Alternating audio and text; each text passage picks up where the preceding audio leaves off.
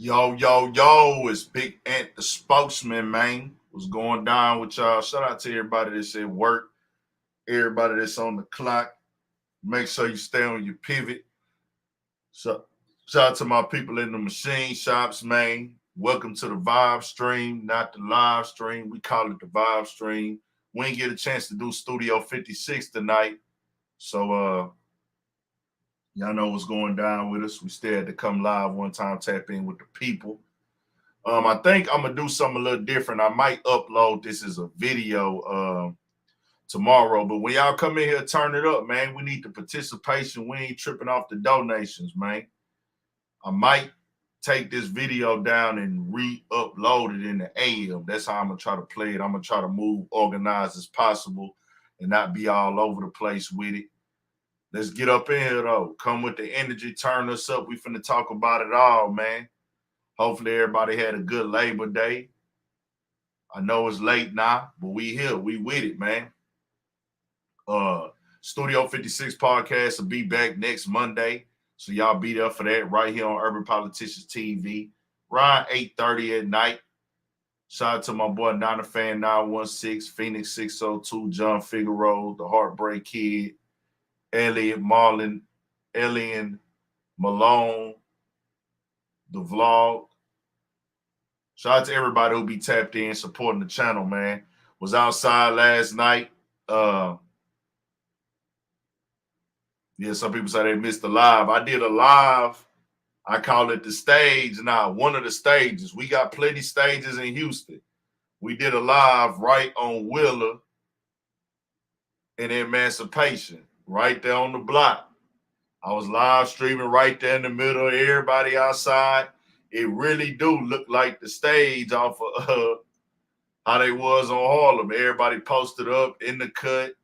You could just post up outside or you could go up in the spot.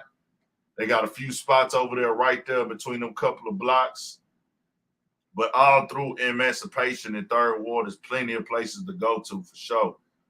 But we pulled up to the Savoy and we ain't go inside D-Bar. D-Bar was super jumping. Walked down there, kicked it outside the spot for a little bit. Good little night though. My boy BPB Day was this weekend, so shout out to him. I don't know what y'all did this weekend. How y'all weekends went before we get into the show, man? I did that yesterday. Other than that, I really didn't do too much this week. I did an interview last week, and it's dropping right now with my boy Southwood Winning, TSF. I don't know if y'all was able to catch that. Some of y'all might have caught it, might not. It's on the channel right now. He talking about the boxing match, a little bit of his story about him going in, about him doing his thing and everything like that there. How he, came up in it, grew up. He from H-Town, from the South Side, dead end. Shout out to South Park, everybody out there. The whole South Side. Shout out to the whole TSF. Shout out to my boy Big Who. Shout out to my boy In the Streets. They really put me in, told me to pull up. That they was, because they wanted me to catch, we was trying to just bring some vibes, and I respect it, man. Shout out to Big Who for having that vision, bro. Let's turn H-Town up and make it more of the lit vibes and treat the people who doing things like stars.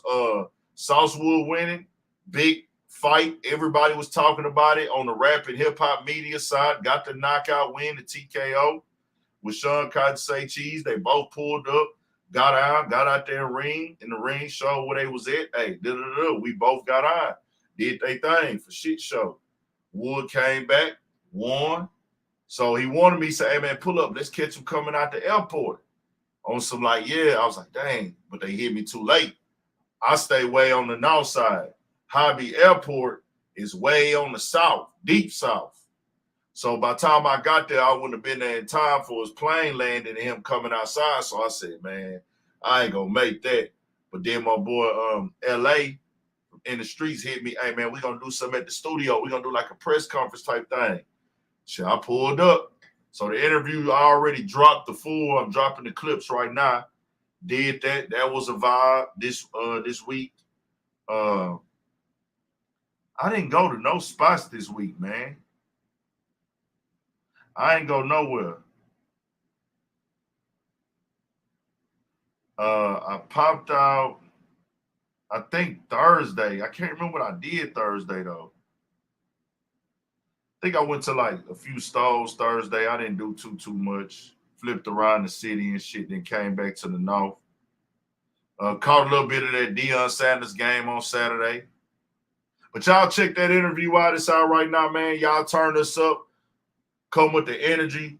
I got more interviews releasing. I still got a lot of vlogs just around the city or different type of things that I got to release. I just ain't had time to edit them and get them out there, but I'm trying to get all the old interviews out. Shout out to everybody that's up in here, man. Let's get it. Come with that energy, man, because if y'all dead up in the chat, I'm going to be dead on here, bro. I know y'all don't want to be all extra out or nothing, but we going to need feedback, man. Let's get into this Boosie thing first. I'm going to let this play, and I'm finna just go through the tweets and read some of them. Boosie, from what they saying, is on Instagram Live right now. But I'm going to play this live real quick. Then we'll just break everything down through the tweets and go through their Twitters and whatever and everything like that. Let's do it. Then after I got shot, trying to bring me $100,000. After a nigga went got $5 million. Conscience was eating them up. Then put it on Instagram. Like they was looking out for a CEO. Nigga said, this for being my CEO, bro. All through my career, this for being my CEO. Nigga, conscience was eating them up. Oh, he got shot. Fucking me. Still ain't tell me what was going on. Still ain't let me know what was going on. Conscience was eating them up. We're going to take him a list up. Still ain't going to tell him we didn't forge his signature. Shit crazy, bro.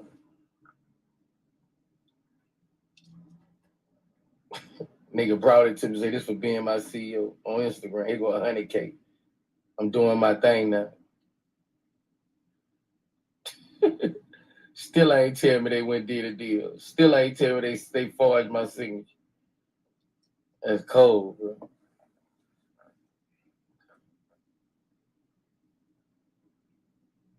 That's how God works, though. You can try to fuck over me, your wife will come and get all that fucking money. Trying to fuck over me, your wife will come and get all that money.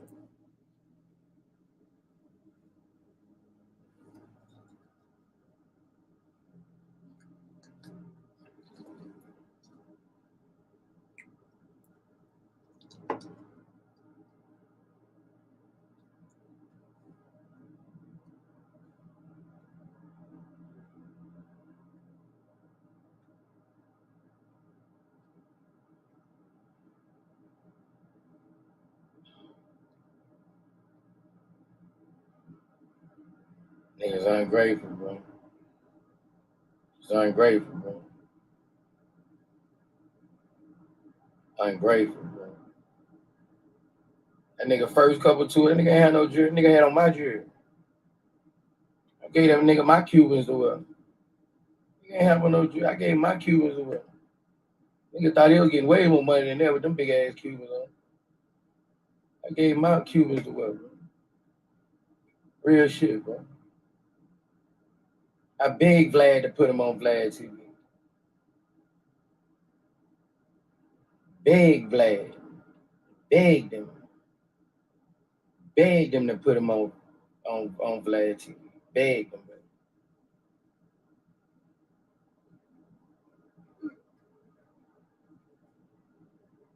I used to make that nigga songs go viral, bro. Singing them bitches in the car, they go in the shade room. They going everywhere. I used to make that nigga songs go viral, bro.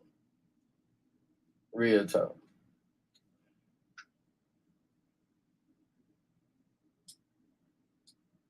Real shit, bro. I ain't never even told nobody that that wasn't his Cubans on. Man, that wasn't his Cuban. That was my Cuban.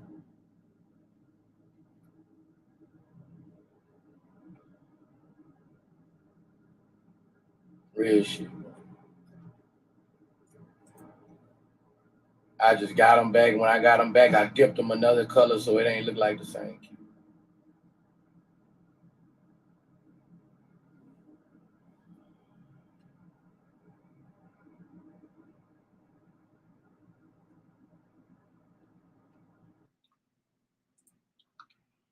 All right, we'll leave that there. We'll leave it there for a second. Let's head over here to Instagram. They say Boosie is live right now, and we'll read some of the tweets from both sides or some of the posts from both sides. Boosie's been posting all day. I didn't have time to really gather everything, so we're going to try to do it on the fly. Sorry about that. Let's listen.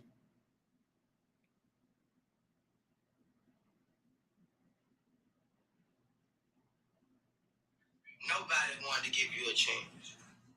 No CEO ain't want to sign you. You would have been signed. If you was that nigga, you would have been signed.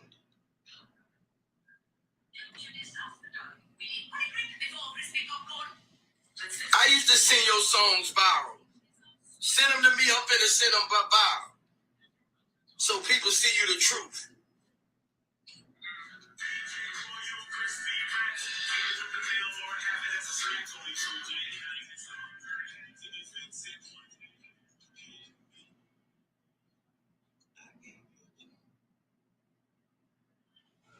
You just say, look, hold on. No matter what, you'll never hear me say, Boosie ain't changed my life. That nigga put me on. I'm forever badass.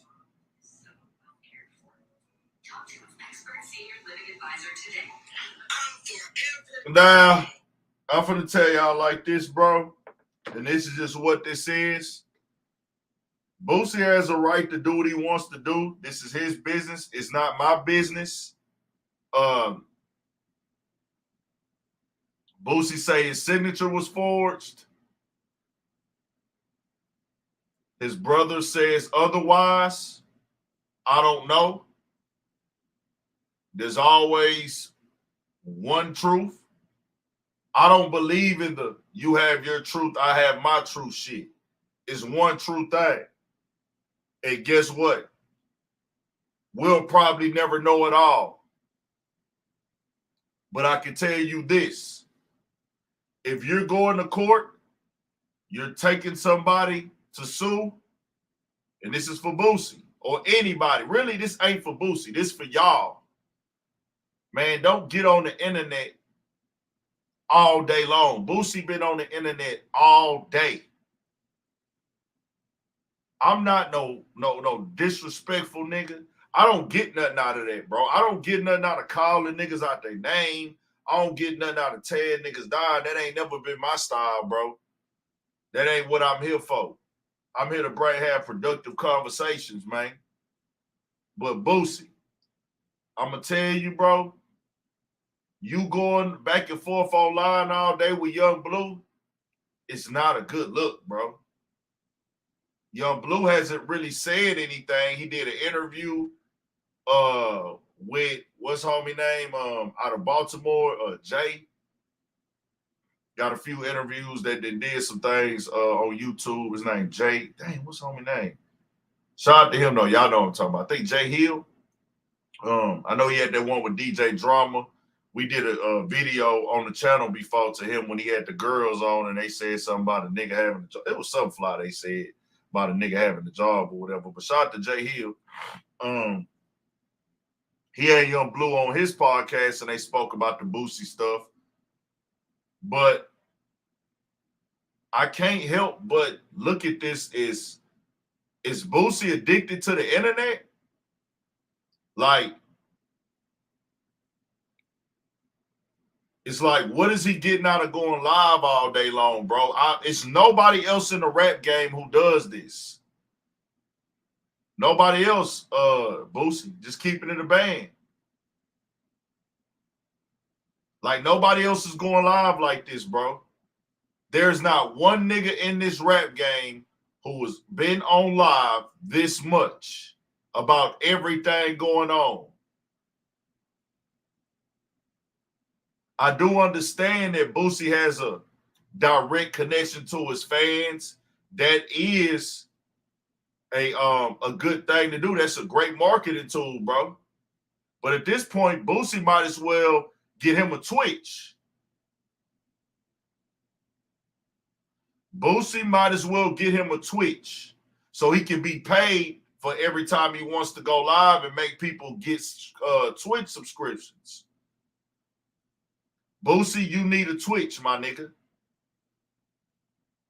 It's the same thing. Ain't no too gangster for Twitch. Ain't no too gangster for podcast or none of that no more.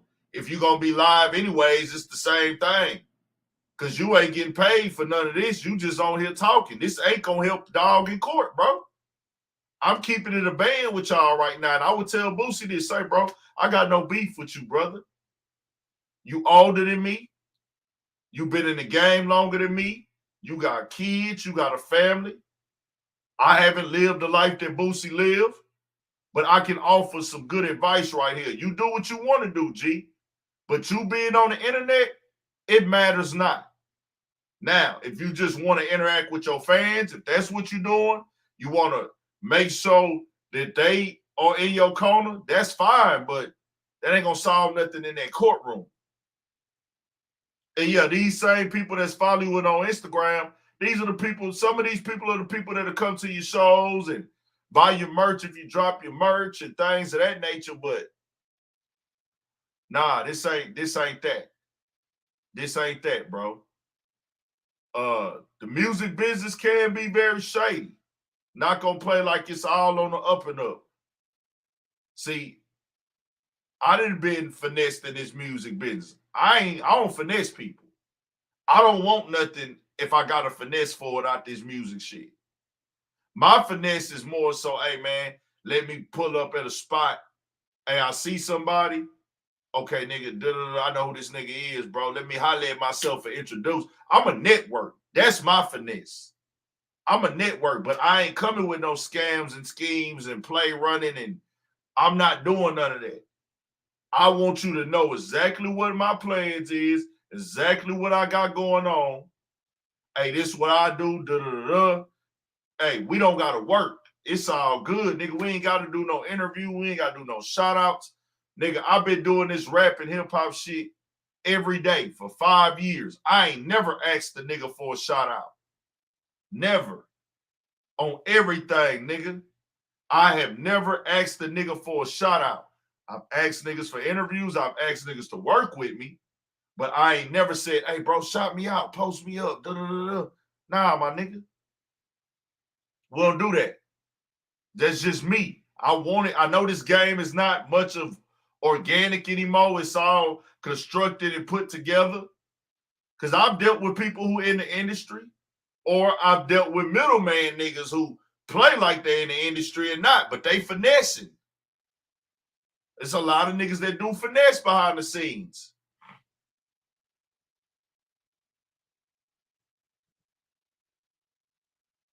So I'm not here to, I don't get nothing out of some stuff that I don't even know about because I was not there.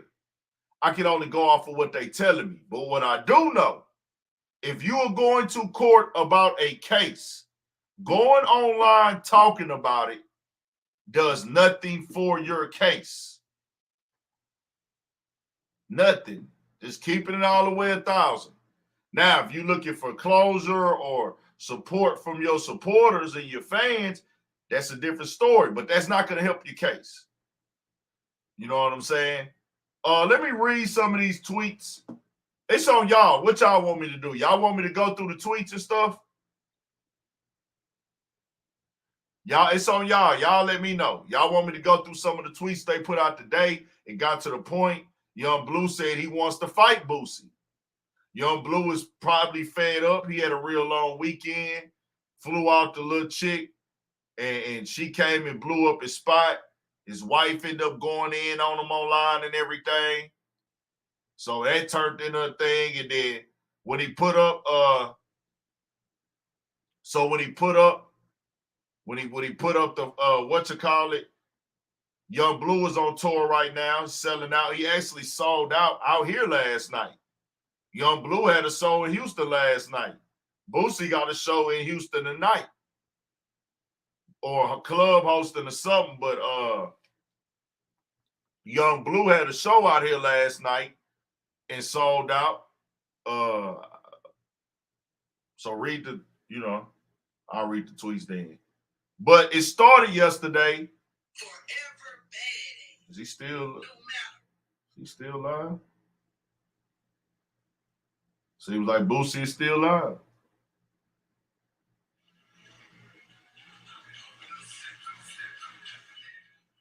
Still live right now.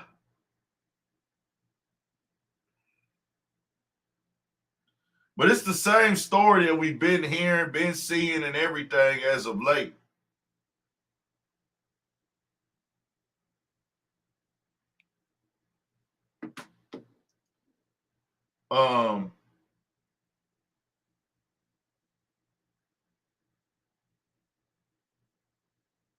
So Bleu just posted to social media.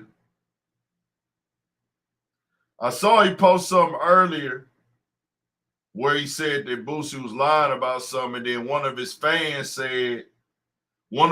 fans said, hey, man, you draining your fans with this back and forth. This is what a fan told Young Bleu in the comments, and I seen him respond. Hey, we are real fans that follow you, and as a fan, you are draining me with this back and forth. Can you stop? And that nigga responded and said, you know what? You're right. We'll handle that off the internet. And he took it down. But he took all the stuff down, but everything that got posted, let's see if he still has stuff on Twitter. Hey, as I tell y'all, bro, we don't know about it if y'all don't put it out there.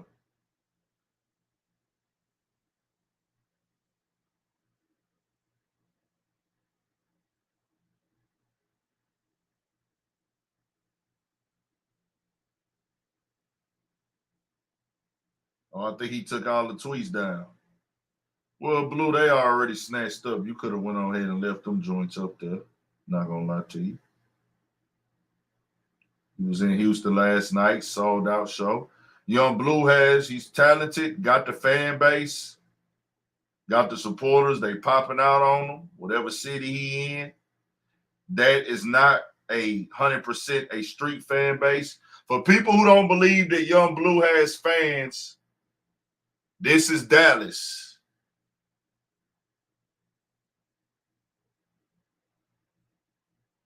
This is Dallas. This is his Dallas show.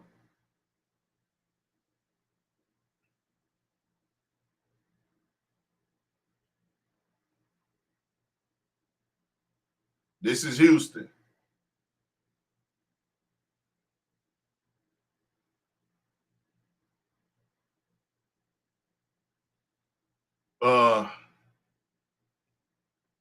He has a loyal fan base. There's nothing to deny about that. They wait around the lines for him and everything. Somebody passed out at the show. The line is wrapped around the corner.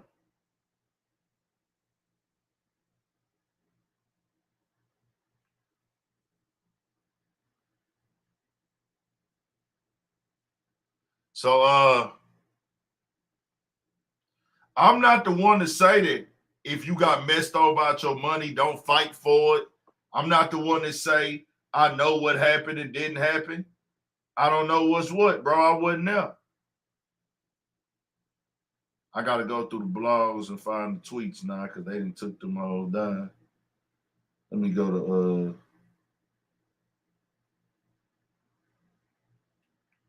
I'll read some of these. They posted a lot, boy.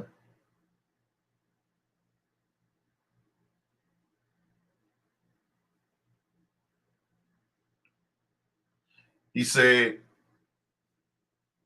if I tell y'all the real, y'all gonna think I'm lying. So why waste breath? This is Young Bleu. Just ask his artist what he about as a CEO. He not a Yo Gotti. Nigga want $10 million for not investing in $1. Your brother put up money. I gave you my whole first deal funds, $100K off the love, and the rights to all my mixtape shit, and a 50% split, and offered you $2 million. You went on Vlad and said, fuck my $2 million. Now you going back on the deal we made when I blowed up, saying we did it behind your back. We could have walked away from your deal without giving you any of that, nigga, because you ain't do shit in the contract. I was paying for everything. Rock Nation told me I was stupid for letting you have all that when I could have walked away from the contract. It was void. And his old artists and the ones on my side of them, they write me every day complaining but scared to speak up. Guess who was sending them Boosie boys money when they was in the jam? Ask Debo, ask Tay, ask Billy, the same niggas. Be real. I kept it real with your people more than you sometimes. They don't know the real you. Only the people close to you know you selfish. Just put fear in niggas, and them niggas think I'm lying. Don't make me post the receipts. I'll have you mad at your whole clique. If you're going to tell it all. Shut up before I go deeper and get the post to my side. And then he talked about you got to invest. He shouted out the artist, but he said, if it's fuck me, it's fuck you too. So Boosie came back after that. He said, everybody wrong. He said, everybody wrong in Boosie. So, he is so real, right? Nigga, show the receipts. I can show receipts of me giving you money from Colombia and out my pocket $100K each time. You can't show me shit back. You would have been posted that shit. Show proof. That will settle it, Boosie. If you a real CEO, drop the books, the studio time, the videos, all the marketing you say you did. Where's the receipts? What song we pushed? A Cuban? Hell no. You gave me $0 and a fake Rolex off your wrist. That's it. And I rocked that shit because it was from you. Never told nobody that. 100. I rocked out with you for 5 years for free, but I got a family too. Your contract was no good, nigga. You ain't do nothing in it. You knew you didn't. I never signed a co-sign deal with you. Your company agreed to spend a certain amount of money of $0, and after 5 years of straight up leaving, after you refused to spend money, I came to you with my idea of going to Empire. I kept it real and let you own 50% of the new shit and 100% of my old shit to end our business peacefully. After that, I went up and you going back on what we agreed. Snake ass nigga. Them to please you again. I offered you $2 million off top of that when you started bitching again. Nigga, who the fuck look like a boo-boo? Who I look like, boo-boo the fool? He said, off that, when you started bitching again, you wanted 10 million. Nigga, who the fuck I look like, boo-boo the fool? And you still want more. You should have took that 2 million. But other than that, one day you could sell the catalog I gave you and give it to your kids. So pray I keep the hits coming, nigga, and selling shit out. Now, I can't post my hard-earned shit, but you flexed up getting money. Everybody supposed to be broke while Boosie get money.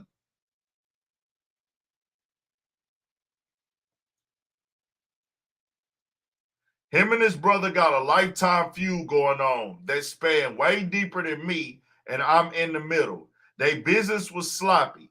TQ talks about it in an interview, but he still acted timid about speaking because at the end of the day, they brothers. But I tell you with my chest, the business was fucked up. Your brother started badass, and they bit into it way before I came along. James is in here right now. He's got the interview on his channel, Jim's TV. Where you at? Jim's TV, where you at, man?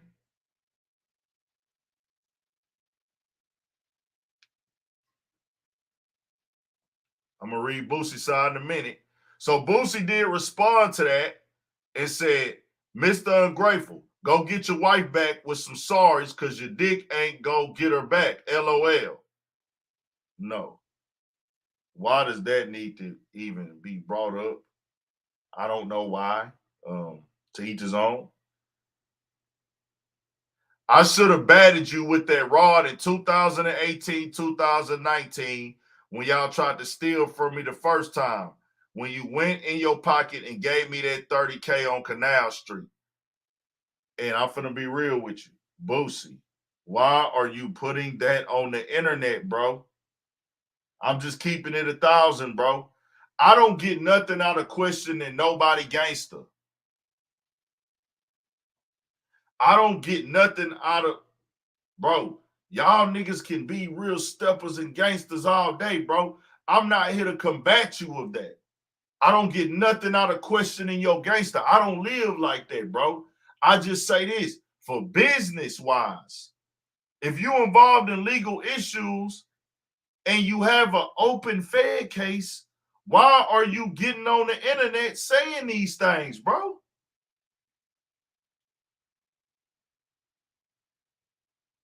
I don't get that. I don't want to see no brother go down behind things that could be avoided. If it's a phone call that be made, drop your pride, drop your ego, make the phone call, bro. Because you coming to the internet talking about it anyways. I'd rather you and your brother get on the phone and argue. Just keeping it 1,000.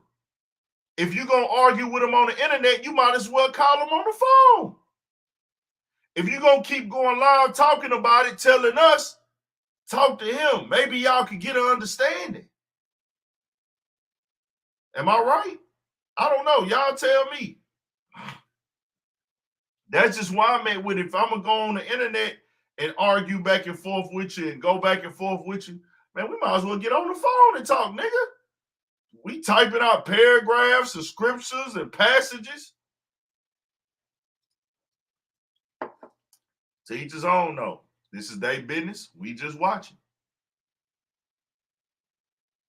So Boosie typed out a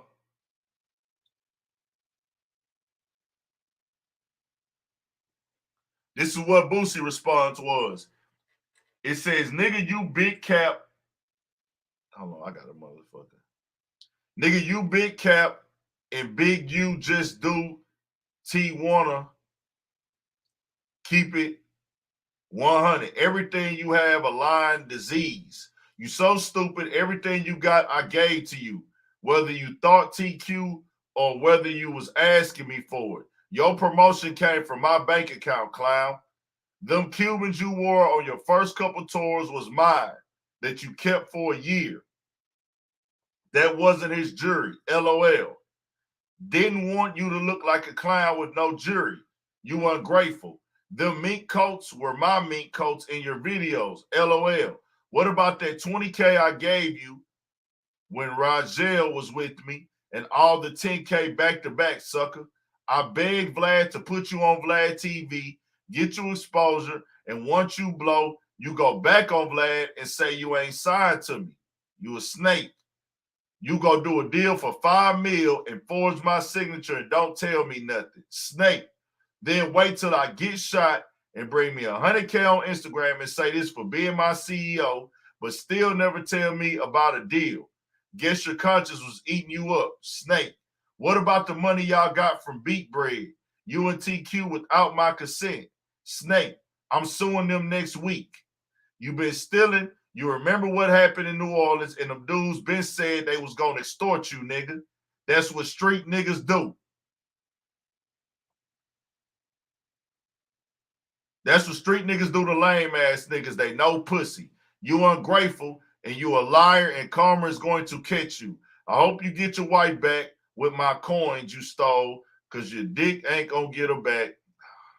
You just don't want to see me with my money. Then lie and say you sent me 50K when I was in jail. You snake. You was going to give me my money, clown. LOL. You bluffing. You come back and said you ain't have it no more and it's gone. Now Empire say y'all did that forgery. They ain't have nothing to do with it. LOL. That's what they going to do you until you make another hit. And they paying for your lawyer, so you getting put in millions of debt with them while they argue. They playing you like a duck. The whole world knew you was my artist. Me singing your songs and sending them viral. What you got, your hot songs, hot clown. Nobody ain't know you, nigga. I made people know you. LOL, you trying to trick me off the streets. Bruh, you know you ain't like that. You a cutthroat artist, no better yet, just an ungrateful person. You mad at yourself for what? Did you cause? You know what you ain't have to do to me. Go get it tatted, Mr. Ungrateful.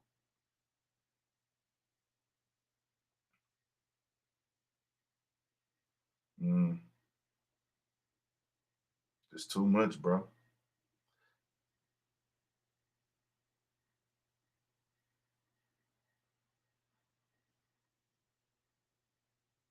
Now, I want to say this.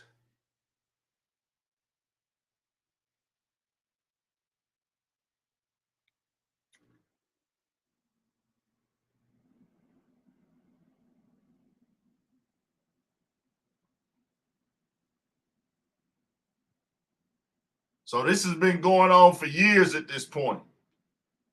This ain't what we supposed to be. This ain't what we supposed to be as niggas, man. Niggas ain't supposed to be on the line going back and forth. Boosie been going live all day, posting all day, talking about his wife, trying to sex play him. Boosie then posted the signature, said it was forgery again.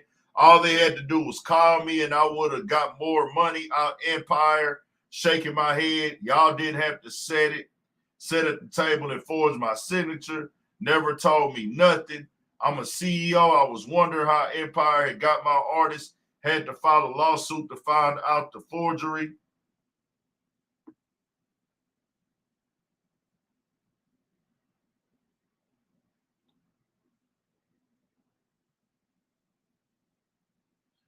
He says, I saw this earlier too. Your wife, why you never claimed your wife? Why you ain't never do an interview about your wife? Why you ain't never make a song about your wife? Why nobody don't know about your wife? Then I seen Young Bleu post a video up. I seen Young Bleu post a video up having his wife at the show and introducing her to the crowd. You see what I'm saying? It's a bunch of back and forth. You might as well get on the phone about it. Now, I'm going to tell this for Boosie. If somebody forges your signature, you're going to be upset. If somebody forges your signature, you're going to be upset. You're going to be pissed off. Whenever somebody forces your signature, anybody will be upset and you don't want to talk to them. I get that. I'm not telling Boosie how to feel on that. If that's what happened, that's what happened. I was not there. But I say this. If you can't show the documented money that you're saying you gave them, you said you gave them $20,000, then you gave them $10,000 a couple times or whatever, that's an amount that matters. It got to be documented because the Cubans, he wore your Cubans for a year. I'm just talking business, bro. I'm not in it, but business. You let a nigga wear your Cubans and you let a nigga wear your mink, that's part of the image, cool. But how much did you spend for studio time is what's going to be fought in court. How much did you spend on studio time? What contract was signed? Did y'all sign an official contract? Was that signed? How much did you spend for marketing? Getting somebody a Vlad TV interview and posting them on Instagram is not documented business for a rap career, bro. Shout out to WJ Brown. The labels win regardless. And we can really pretty much end the conversation on that.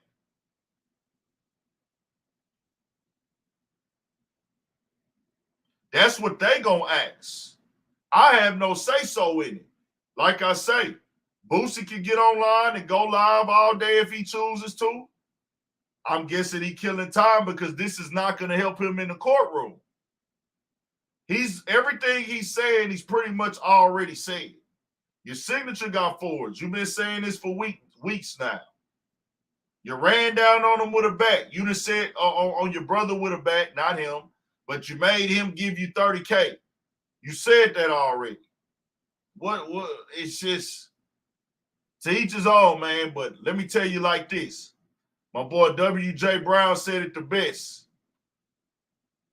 Shout out to Florida. The worst thing is the labels win regardless while these look like clowns. Y'all can take that how y'all want to take that. I have no beef with Young Blue. I have no beef with Boosie. This is y'all business. But y'all putting the whole world in y'all business.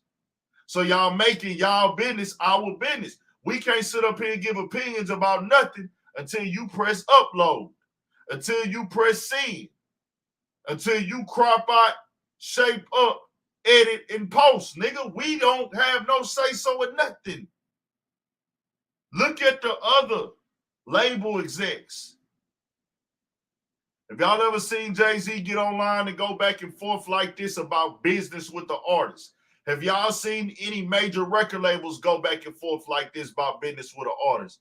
Even though Offset and QC was having their little riffs and Migos, we knew they was having little issues, but they wasn't ever getting online, showing details, showing text messages, exposing this, exposing that. You got to move like that type of CEO, man, if you want to be in the league with the big dogs on the business. The rap business ain't the streets. The streets ain't the executive business in the office or in the courtroom. I'm not talking to Boosie because Boosie gonna do what he want to do. I'm talking to everybody who be listening. Everybody who can know better and do better. Boosie, his own boss, he his own man, he independent, he do what he want to do, how he want to move. But I want y'all to know and understand, in this rap business, it don't work like that, man. Well, Bleu is saying, this is from Blue's side, he was not invested in, he was not getting paid, so he wanted out of the contract. The deal wasn't worth $10 million. Their deal wasn't worth $10 million. I think it was $4 million. But of course, he didn't get all that $4 million up front. Whatever the deal worth, I guarantee you, Bleu has not received that money yet. That ain't how rap deals work.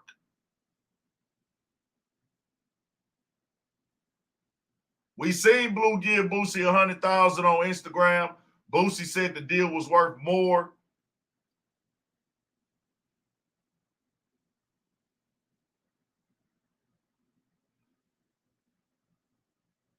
I don't know, bro. I wasn't there. They go back and forth some more. Let me see what else Boosie had to say real quick.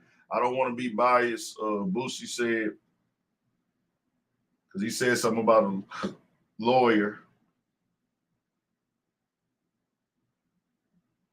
So Boosie posted up some old tweets that Young Bleu had. He said, no matter what, you'll never hear me say Boosie ain't changed my life. That nigga put me on. I'm forever badass. Ha, I remember Boosie used to let me go in his closet and pick out anything I wanted to wear. I still got that big-ass chinchilla jacket I wore in Miss It video. We came a long way. I love you, nigga. They got to give you your support. Any move I make, that's fam. We got to always be good. I can tell the new fans, LOL. I've been signed to Boosie since 2017. He been hollering Bleu, a star before anybody. I used to go to this nigga closet and pick out my outfit for videos. He gave me money to hit the mall, gave me a rollie, a chain, hosted a mixtape, and just kept it real. Boosie says, that was never my lawyer, bro, and you wasn't going to give me no money. You was just talking. LOL. A week later, you said you ain't have it. You sit right there when my signature was forged. Who does that to a nigga who put them on? Why you couldn't call me and say y'all was doing the deal? Come on, bro. I was the realest nigga in it. 21. That's what you said. You a snake, bro. Keep it real. Tell academics post this ungrateful ass nigga. You got amnesia now. Went on Vlad and said, I'm not really signed to Boosie. Shaking my head. That's what a hungry dog does when they gets full. They forget when they was starving. Well, let me tell you like this. If he didn't sign the contract directly and your name is not in the business, it ain't nothing to talk about. I'm not saying it's fair. I'm not saying it's right.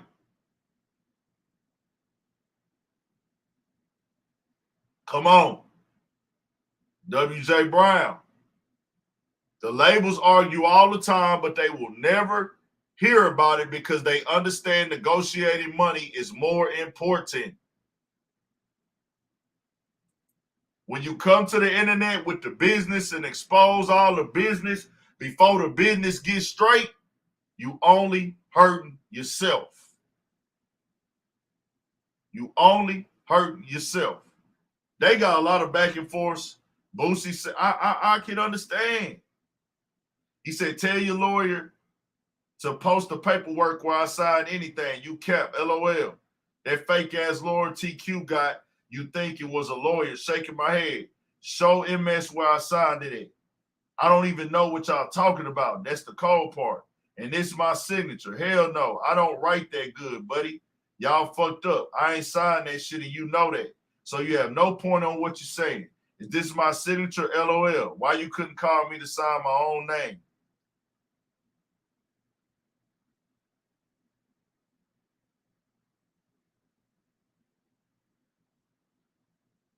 Let's see if Boosie is still alive, and then we'll move on. Hopefully they can work this out, bro. Hopefully all the business can get straight. Boosie is exited live now.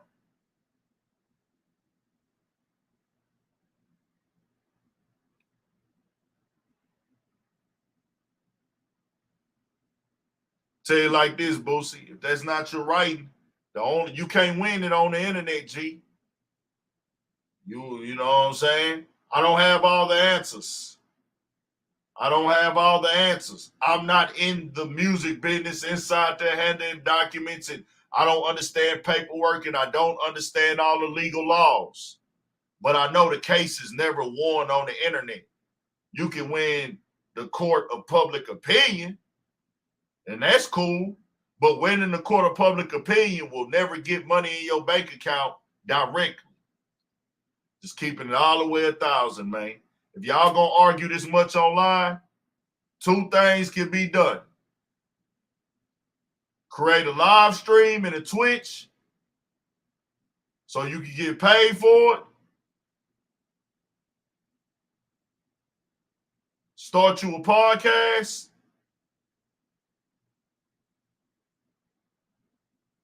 Or call the nigga on the phone. Really, all of them can be done. You're going to talk this much about them online and talk to them online and respond to them online, call them on the phone. Or call TQ. I think TQ said he wanted to talk to him. So that's that. Let's move on. Hopefully everything work out. Hopefully they all get their paper straight, get their business straight, and able to move in another direction of not being mad at each other, bro. I don't want to see brothers going at it and beefing. That's just me, but to each his own. Let's go to Joe Budden and Fresh and Fit real quick. I'm going to play a little bit of this Fresh and Fit video, and I want to speak on this more because I didn't really get to talk about everything that was said and shit.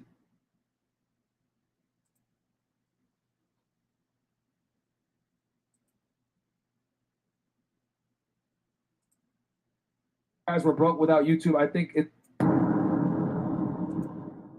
Now, for people that don't know, for people who don't know, Fresh and Fit, their YouTube channel got demonetized a couple weeks ago.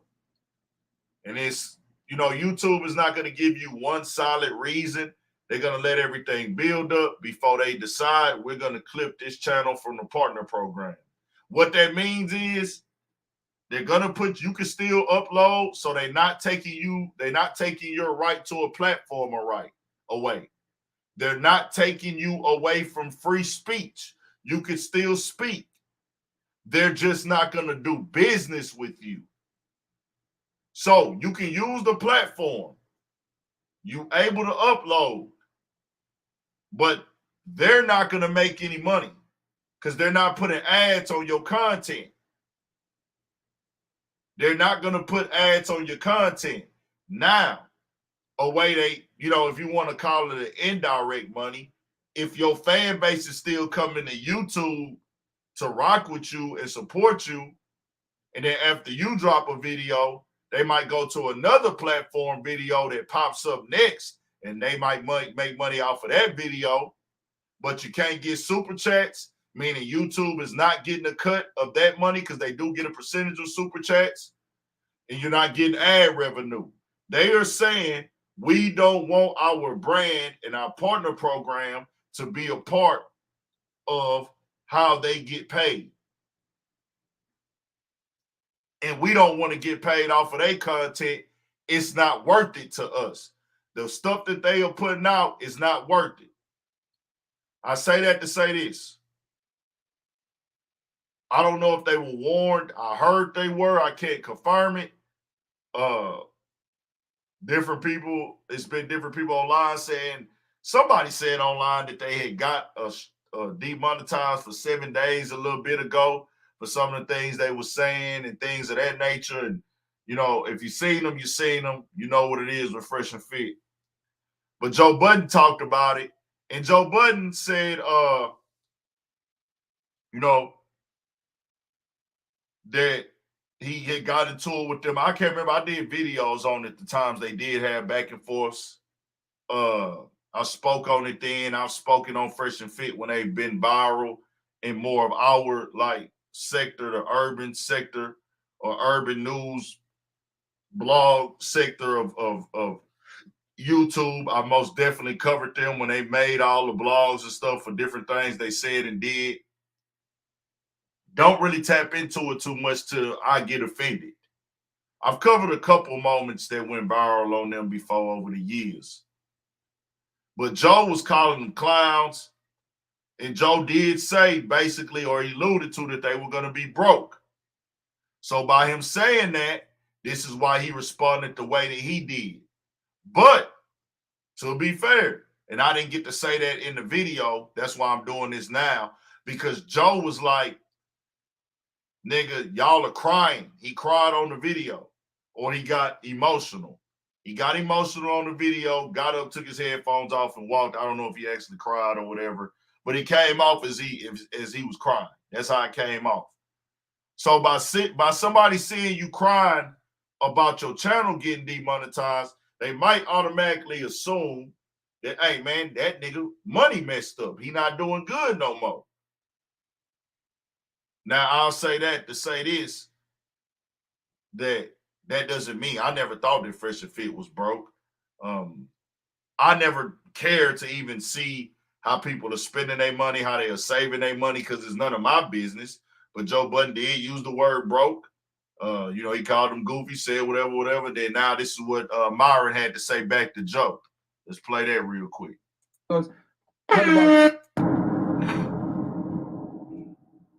Jason Todd 91 goes, did you see how Joe Budden attacked you guys in the last episode? He said that you guys were broke without YouTube. I think it's time you address this clown. No. We still broke. Let me tell you this. Number one, right back. I'm not doing anything weird with my dog. Number two, we surpassed him on YouTube. Number three, he's a failed rapper. No one listens to fucking mood music. Number four, he's emotional. Number five, he beats on women. Number six, people that work with him don't respect him. He went ahead and turned his back on people that helped him build up his podcast, right? At the end of the day, bro, Joe, you can say whatever you want to say, bro. Here's the thing. I probably have a similar or close to net worth as him, and I've been in the game for only 3 years. I invested my money in real estate, bro. That's appreciating. I don't know if you did. I don't know what the fuck you doing, but at the end of the day, bro, like I said before, haters gonna hate. His music sucks. He turned his back on the people that built him up in the first place. No loyalty, no fucking respect. And dude, look at his views on YouTube. They're trash. No one watches this nigga, bro. Literally no one watches him. Like, what the fuck? We've been on YouTube for 3 years and we absolutely eclipsed the Joe Budden network.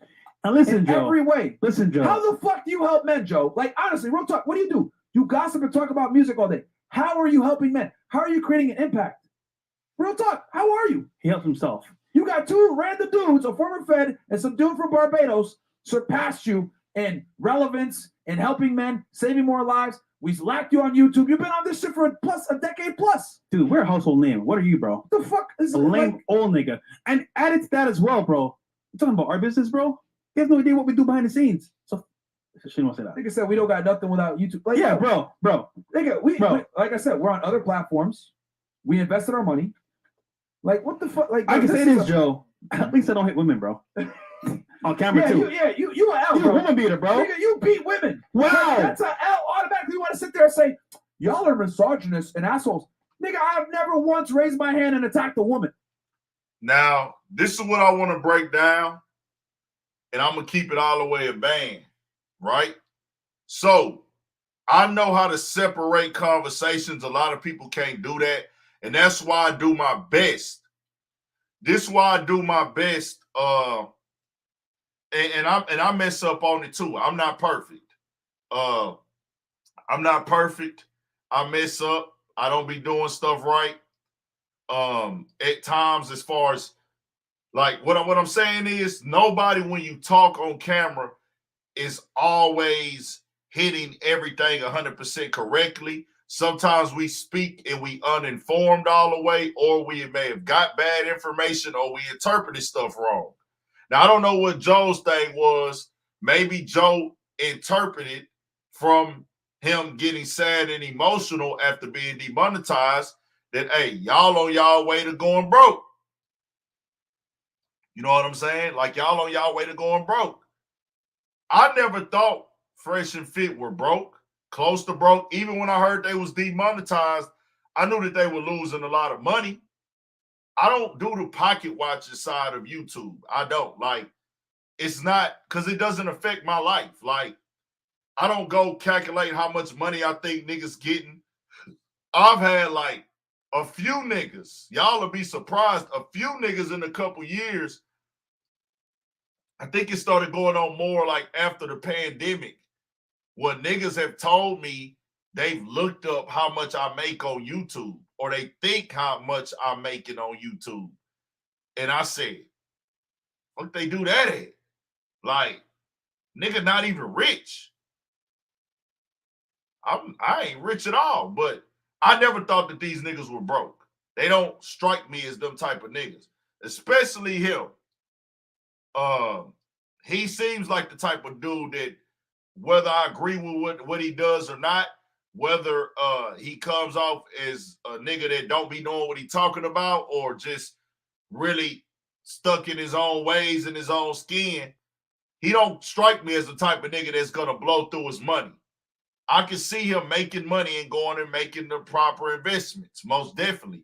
So I say that to say, him responding to Joe and being upset with Joe for calling him broke, I would, understand why he would want to go in. With that being said, we're going to break down the real. Now, whatever things that he said is true about Joe, anything Joe had going on, that's that, nigga. If you did it, you did it. Whether it's some women stuff, whether it's the old podcast and everything like that. You know what I'm saying? We don't even got to go through all that. I covered the Joe Budden podcast split. Never really got into his charges or anything. I don't think he's on camera hitting a woman or something. I don't know anything about that. Really, I wasn't really tapped into that side of it. I was only listening to music and interviews then. I never tapped into that type of stuff. I never got into the fucking love and hip hop for real. I think I watched like 1 or 2 years of that shit, and then I was done with it. That was like when it first came out. I think the last thing I seen on Love and Hip Hop was Stevie J when he was that was the last time I watched Love and Hip Hop when Stevie J was on there with Jocelyn and Mimi. But whatever. I'm gonna tell Myron this, and this is just a fact.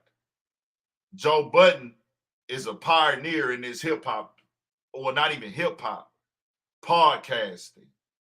Joe Budden is one of the pillars of podcasting in general. Joe Budden opened this up for a lot of people, not just rap and hip hop and black and urban niggas. Joe has a podcast space that resonated throughout the world. It's undeniable.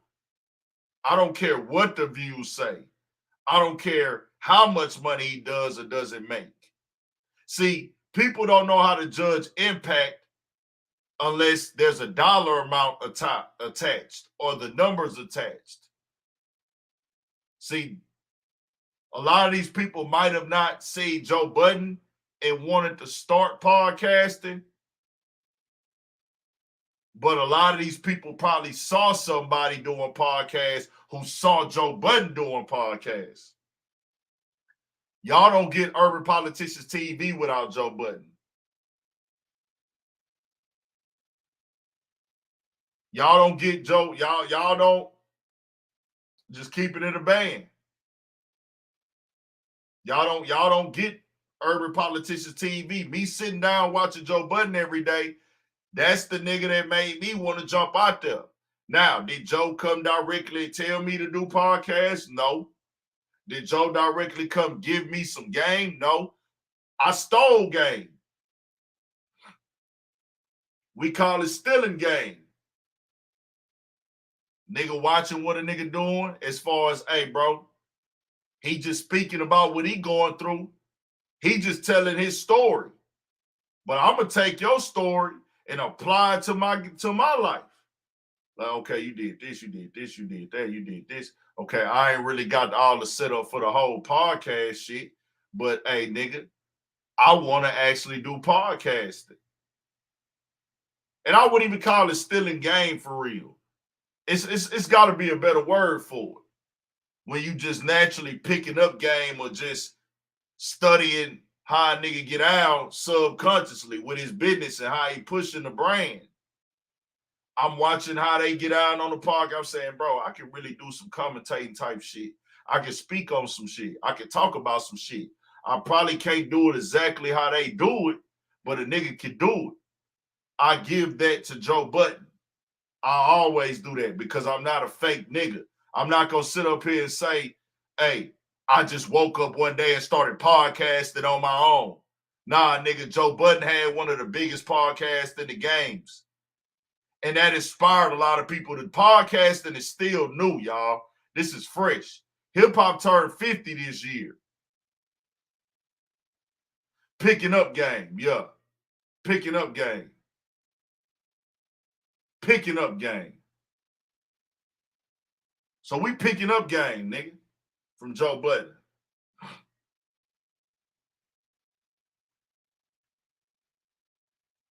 We say that to say this, nigga. Joe, a whole culture of niggas picked up game from Joe. They don't want to give that credit to Joe at times because that's just how niggas is. Who did y'all see with a podcast, Fresh and Fit, that made y'all want a podcast? We talking about a podcast. They started this in 2020. He said this out of his own mouth. He's been doing it 3 years. If you've been podcasting since 2020, who inspired you to podcast? Because this is new. You can't tell me you was watching Howard Stern and said, I want a podcast. Especially with the red pill manosphere sector. Is y'all gonna get at the Kevin Samuels? Somebody, you had to watch somebody. Because y'all wasn't doing this at first. Y'all didn't grow up doing this. Y'all wasn't having podcasts. And this wasn't even lit in people culture. It went crazy like 2017. That was the first wave. And then it died down after 6 or 7 months because everybody saw it wasn't a very quick bag and people fell back. But once the pandemic hit, people jumped back into it. So I say about 2017 till about 2018, the end of 2017 to about the middle of 2018, a lot of people were doing podcasts and jumping into it and trying to do it because it was like some new shit. But then guess what? Niggas couldn't get the quick bag. They left and stopped doing these shows. Some niggas didn't even last a month. I seen it out here in H-Town. I seen it in Houston when motherfuckers was starting podcasts, nigga, every which way. And then they quit doing them. It's hard. Especially if you ain't found the niche that's going to provide real quick instant growth. Because you don't got to make money in the beginning. but you be wanting to get the growth. So even if we ain't making that much money, it's easier to stay down when, hey, bro, I ain't making no money, but I see, hey, nigga, we got 10,000 views over here. We got 20,000 views over there. We got 25,000 views over there. Or we got 40,000 views. Yeah, we ain't really making no money, but nigga, we can stick with it because we know this gonna turn into something as opposed to a nigga dropping something, getting 40 views, 60 views, 70 views. The people who, if you a nigga that's getting 40 and 50,000 views in the beginning of your grind, you gonna fuck with it. You want to know why? Because it's gonna be people supporting you. Keep it going, keep it going. That's already mentally getting you to drive to keep this shit like rocking. Rocking.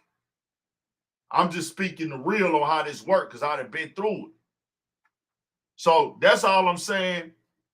With that, Joe Budden is a pioneer in this game outside of black, urban, and I'm going to use a word that he was using today, nigga.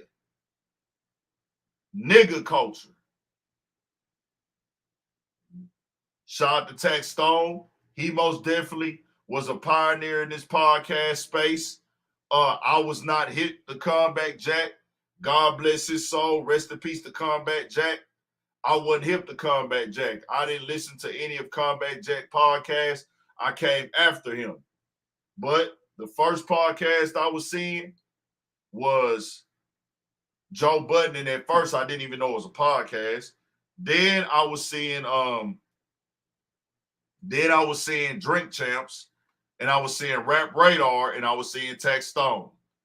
Them was the first podcast that I was seeing. Then a little bit after that, I started seeing like a little bit of No Jumper. And then I eventually learned, okay, No Jumper has a podcast, but he's doing interviews. He's doing interviews on the podcast. So that's that. Then the running back, they used to run running back for the Texans, man. He had a podcast too. What was homie name, bro? The black quarterback for the Texans. He had Snoop Dogg on his podcast at one point in time. I think he quit doing it, though. What's bro name? Fuck. I can't remember dog's name, man. He was a running back for the Texans, bro. Let me find him real quick. I wasn't on Brilliant Idiots. I didn't see Brilliant. Arian Foster. Arian Foster had a podcast that I saw early on. You feel me?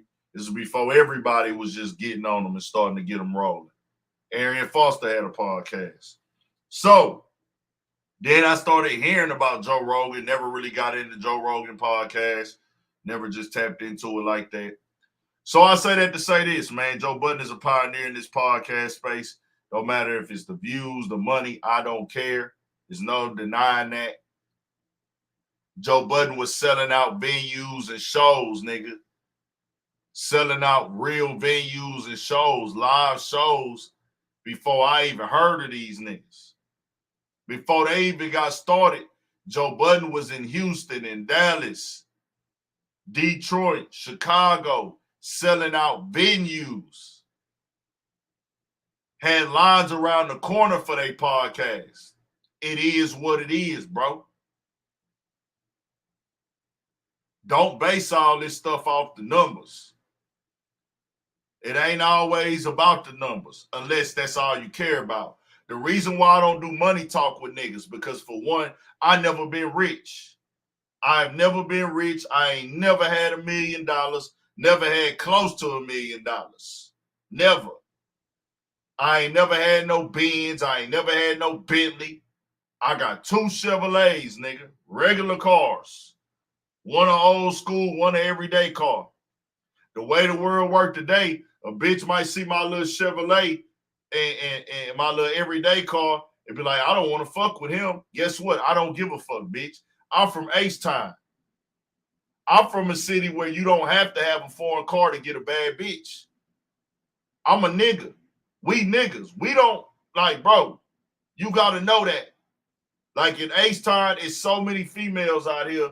You don't have to have a motherfucking high-paying job or the most money. You don't even got to be the best looking. If you a nigga that can get a motherfucking haircut, get your edge up, get you some cologne, put you some cool clothes on, and if you got the confidence to go speak and holler at a female, you can get her number. And then guess what? You take her out to eat. Or you ask her to let's go do something and kick it.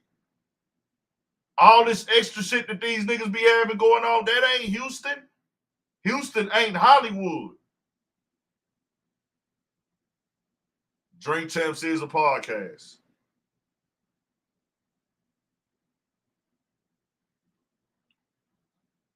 Just keeping it a band. Salute to my lit niggas, though. Salute to them niggas who didn't work hard and grind it.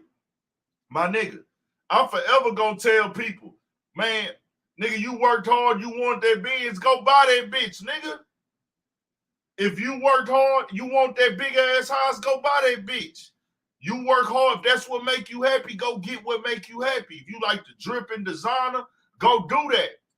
But we not finna act like me as an H-time nigga that been here my whole life, that if you don't have those things, you excluded from getting a bitch. That ain't how this shit work out here, bro. And guess what? If a bitch fuck with you because you got that shit, I'm not gonna play dumb. Of course them things is instruments to get the bitches, like my nigga Pimp C say. Big diamonds, big jewelry, big watches, big cars, big cribs, clout, a name, status. All that ain't nothing. All that shit is instruments to get the bitches. Nigga, if you got that, use it to your advantage. We not gonna play dumb. But at the same time, a nigga not finna make himself out and exclude himself from getting a bitch or having self-respect or self-confidence, because I don't have that. Because I'll be in the same spots as the niggas who do got that, and it's still love and respect. And one thing I'm never gonna do is get into back and forth who got the most money with niggas. For niggas that be watching me who want to compare views or compare numbers and shit like that, it don't work with Big Ant. I come from getting 10 views. And you guess what I was doing when I was getting 10 views? Dropping videos every day. When I was getting 40 views, guess what I was doing? Dropping videos every day. Guess what them videos at? On the motherfucking channel right now, because I don't give a fuck. I'm still going to get up tomorrow and drop another video. As I said before, I never had money. It can never break me. I don't know what I'm missing out on because I never had it. And this is why I don't let niggas do money talk with me. Because when a nigga talk down on money to me, I'm going to make it clear. Look here, my nigga. I wouldn't give a fuck if you was a trillionaire. I am never beneath you, my nigga. I'll never be beneath you when you a $1 trillion nigga. As a man, you can call me broke all day. But let me tell y'all niggas who got your 50 millions and 60 millions and the niggas who was able to get to 5 or 10. If you a nigga that got a $10 million network, guess what? There's a nigga in the NFL or a rapper who has enough money to buy you. If you a $20 million nigga in podcasting, rap, hip hop, you done made 10, you done made 5, you done made 6. This is why I don't talk money. Because if you know like I know, when I get to talking down on people because they ain't got as much money I got, what you tell that nigga that can afford to buy you? What you gonna tell that nigga that say, hey nigga, you got 8 million? That's your net worth? How about I give you 16 and buy you? Do you bow down to him? Do you kiss that nigga feet? Do you let a nigga talk to you because he got more money than you? Hell nah. So why would you want another nigga to do it for you? It don't make no sense. But when niggas do that, that's why whenever niggas get to talking all this money shit, bro, I be like, I don't get why niggas do it. I guess it's for content. Do y'all thing. Do y'all thing, though. I'm an H-time nigga, bro. We ain't moving like that. Now, I want to play this part real quick with homie. I want y'all to hear the word nigga right here.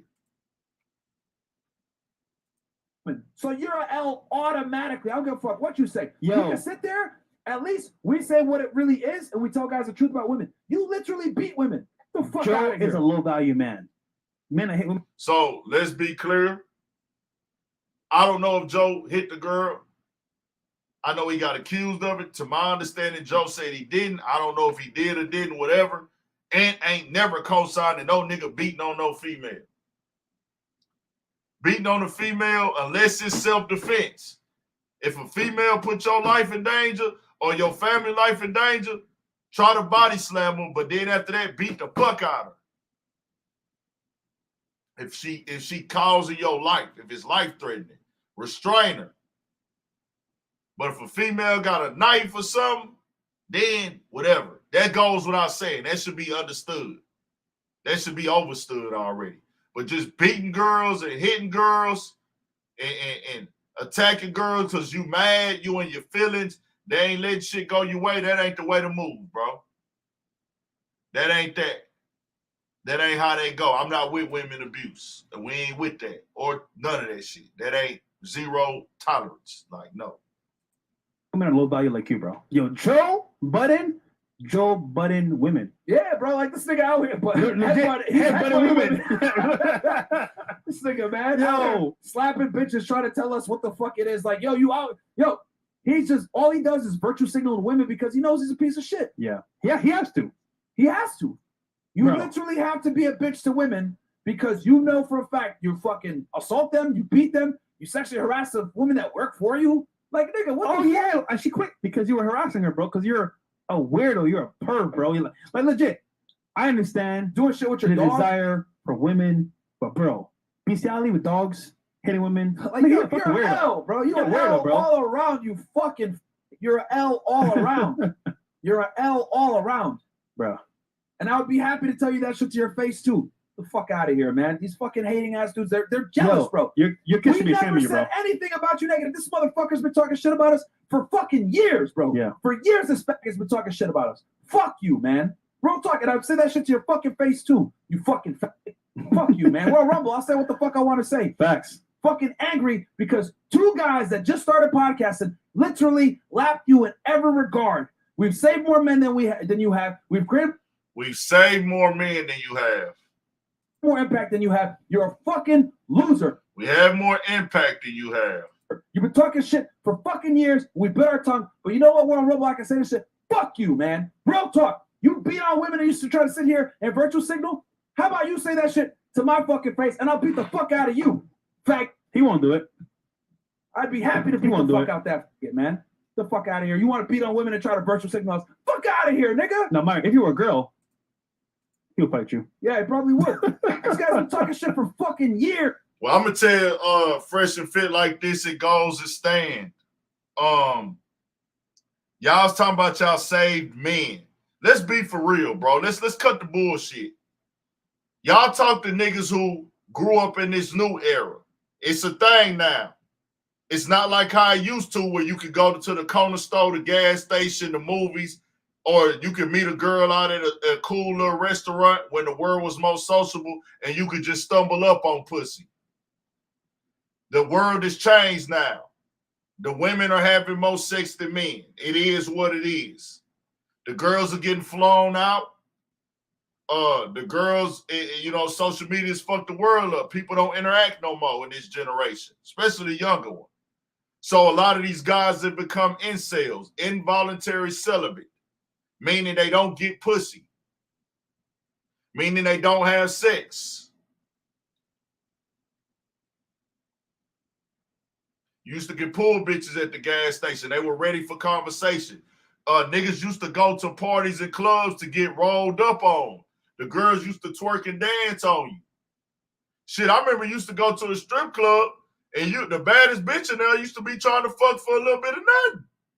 Or, nigga, you didn't even have to pay. Man, if you had some weed and a bottle of Hennessy and a BYOB, that hoe was trying to fuck. Lot of motherfucking, internet shit changed the game. That's y'all fan base, though, and they know it. They know it. These are the guys that watch y'all for the Jerry Springer vibes. They're not really watching y'all to learn, my nigga. You can say what you want to say. You can try to paint it off as that. Y'all know that. And get y'all money. But when I heard bro say, saving kids was good, but saving you guys is better, they are really pandering. Y'all are really pandering. And I'm going to tell you why you pandering. You say nigga. You and your boy across the table say the word nigga. Right? But if you niggas is niggas, understand the word nigga. And this is why I call them tethers. Did anybody know what a tether is? Myron and what's his homie name? Tether.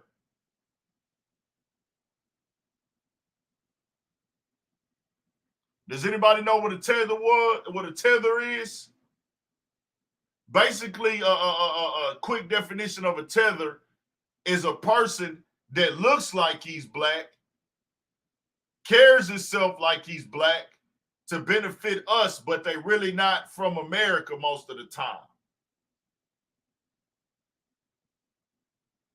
So like an African, right? An African to come over here and do everything that niggas do. And this is not no hate towards Africa. This ain't no beef because it's got good people from Africa. I got homies that's Africans and them my niggas. And I don't got to talk to my niggas all the time. And they're my niggas. I love them. A tether's a nigga that's going to come from another country, see himself as different than black Americans. Or some of them come from here. But a lot of tethers, they come from other countries. They come into our culture of black Americans, use it for what it's good, making money, and use it for when it can benefit them. Things that black Americans thrive, make money off of, they lifestyle, they lingo, they slang, but then separate themselves from it. That's a tether.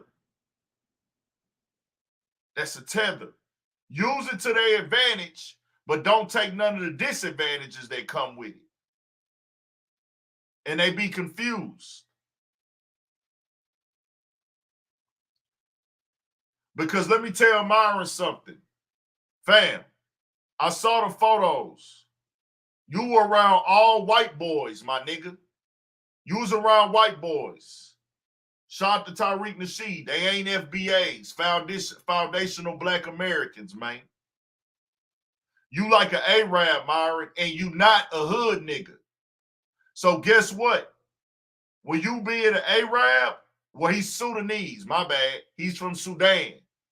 And Fresh and Fit, if y'all watching, y'all can join in.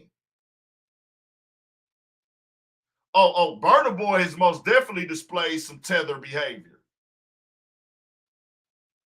He has shown behavior of tetherness, if that's even a word.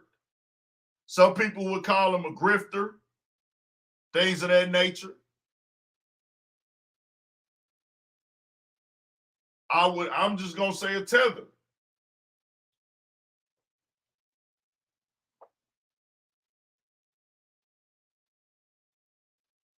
So you act white, but you're not black. But you say nigga. But let me tell you something about this nigga talk you use. Niggas don't wear KKK suits, my boy. There ain't nothing to debate. There ain't nothing to discuss. Fuck anybody narrative who trying to disagree with me. Nigga, I grew up in this shit. I've been around niggas my whole life. Different cities, different vibes. It's either you one of us or you ain't. It's either you one of us or you ain't. That was not a Dave Chappelle skit you was doing, my nigga. You wasn't acting for a screen or a movie. You put on the KKK fit and did monkey noises and put on like a monkey suit type thing to mock a specific black man. A nigga don't do that. You got to be an outsider to do that. Ain't nothing else to discuss. Any nigga that want to jump on board with that, fuck you. Fuck you too, nigga. Big X said it. I don't beef with niggas. It's no plex. It's no drama. I'm not here to see Fresh and Fit get demonetized. I don't care. Get y'all money. That's between them and YouTube. Get your money from your incel crowd. It don't bother me none. If y'all entertained by it, go support it. You can watch me. You can watch them. You can get them niggas $3,000 on their chat. It's never going to affect me, my nigga.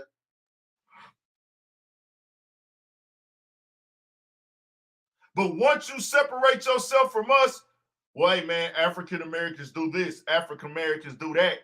All it takes is one time, nigga. You showed me you not one of us and you ain't with us. Once you separate us one time, you know, my parents did this when they came here. My parents did that. Oh, they. What the fuck is they? Niggas, you with us or you ain't? But all it takes is one time, and a lot of you niggas done did it. I just take it as how I take it. Hey, nigga, you can tell me what you want to tell me. You can flip and do chameleon paint, gymnastics a million times, nigga.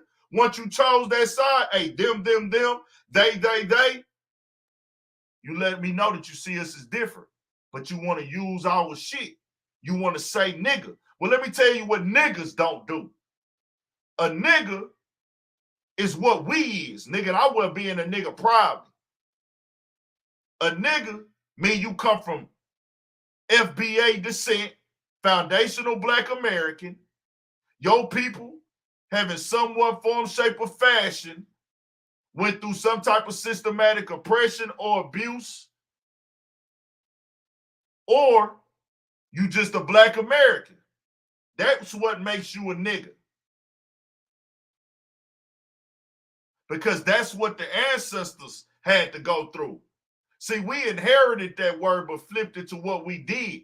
But see, people like Myron, they'll come tell you nigga is just a word.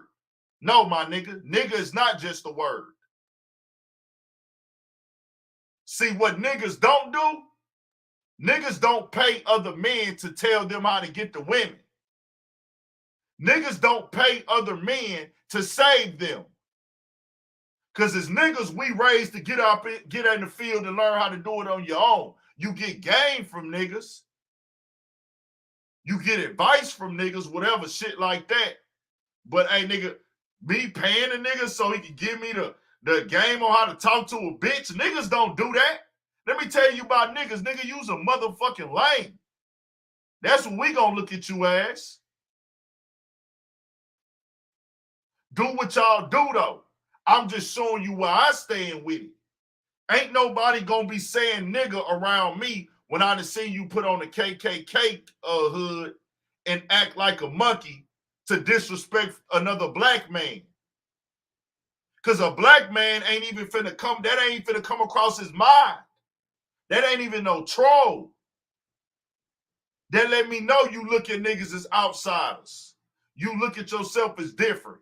Once you look at yourself as different, ain't no coming back. It's no beef, it's no drama, it's no plex. I will never do anything to nobody off this YouTube shit. It's no beef with y'all niggas. I'm just gonna come on here and keep the narrative as what it is. Because I'm one of the only niggas that'll come on here and speak the real about shit like this. It is what it is. It is what it is, my nigga.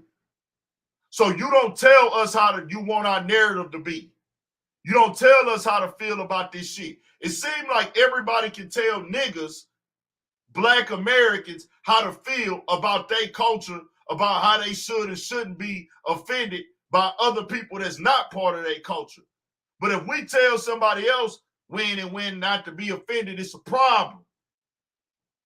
Am I lying? If I'm lying, tell me I'm motherfucking lying, my nigga.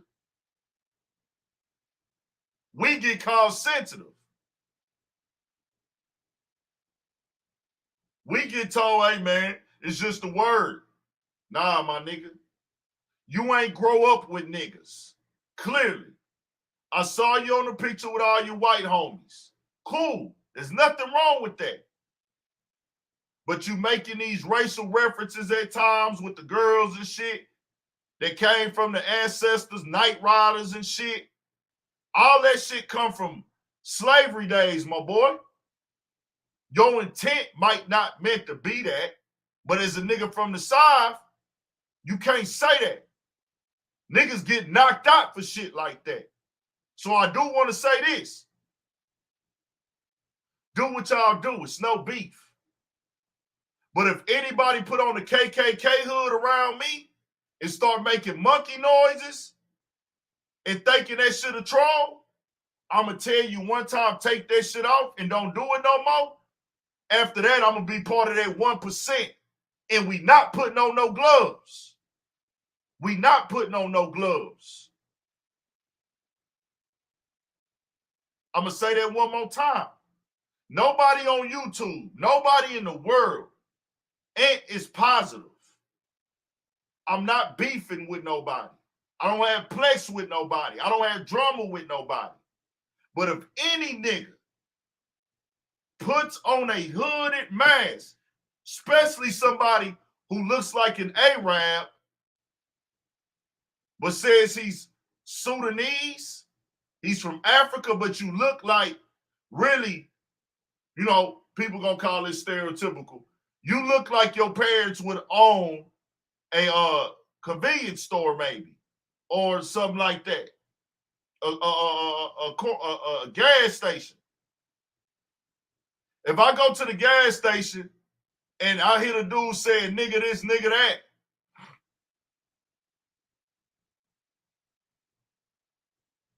and then you put on the KKK mask, I'm going to tell you, take it off one time. You say nigga and continue to do it, I got to run in your shit. Ain't no squaring off, ain't no let me get ready, ain't no lace up your shoes. Nah, we punching. We punching.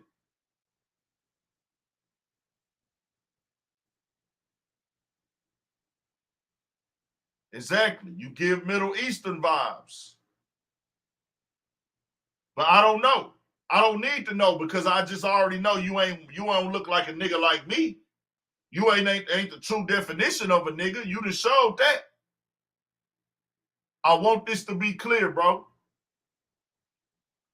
There is no beef with what Fresh and Fit do because I take it as what it is. Any female that goes up there and gets disrespected, that's your fault because you knew what you was going to do.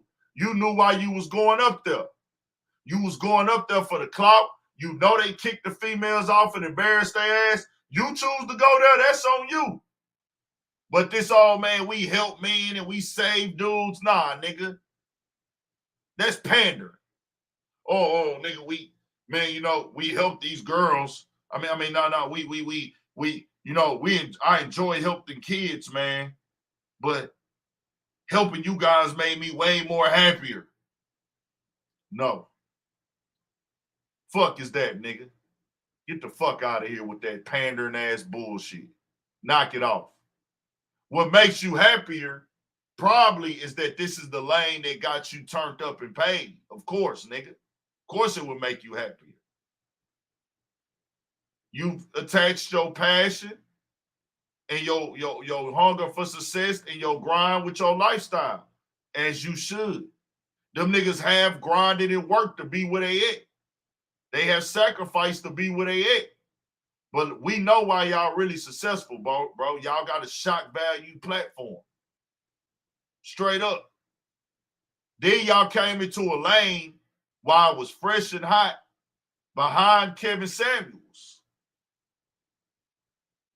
Kevin Samuels laid down the foundation for what it is y'all do. Y'all just went down more of a shock value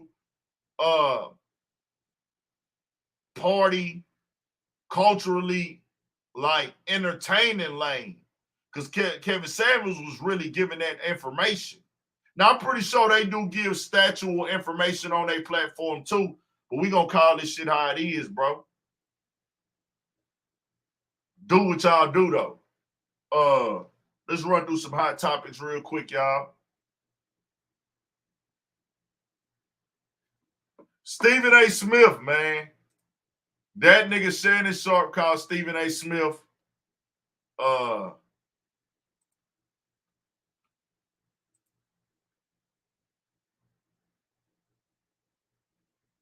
what you call it today? He called that nigga Skip on accident. It was funny. I'm really talking about this.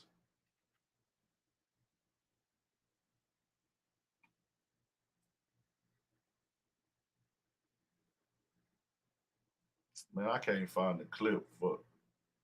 I got one on YouTube, y'all. My bad.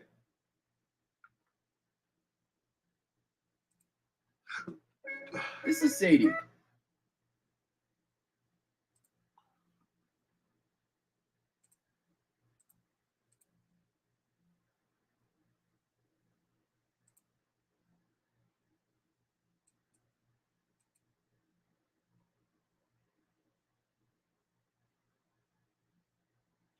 My boy called that nigga Skip today, man. I'm finna find a little clip for y'all real quick.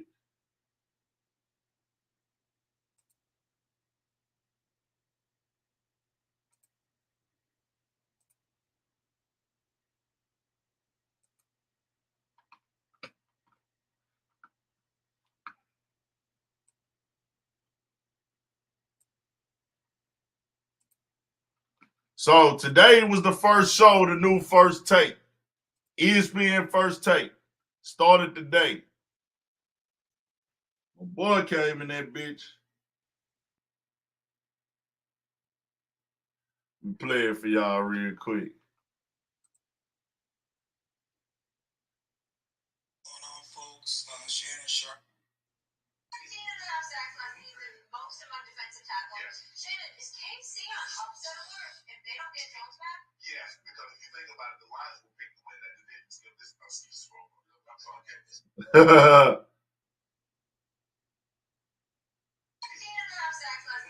Most of my defensive tackles. Yes. Shannon, is Chrisean upset alert if they don't get Jones back? Yes, because if you think about it, the Lions will pick to win that division. Skip this excuse for That nigga put his head down, man. Y'all don't be telling niggas, man. Y'all niggas gotta come in here and like, man. Y'all gotta turn the nigga up on them likes, man. My boy say 133, only 10 likes. That's cold. Big ain't don't get no love sometime, but we gonna still put the content out. Big ain't don't get no. Nah, we got 80. Get that joint to the 100. Fuck it, we here. Get it to the 100. Get the likes to the 100. Why not? I know 20 people in here ain't like the nigga shit. We ain't tripping on no nothing else. We just want the participation, man.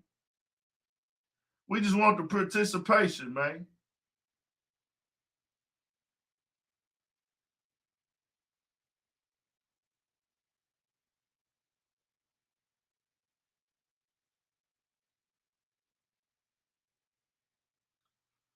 So that was that. What else do we have going on?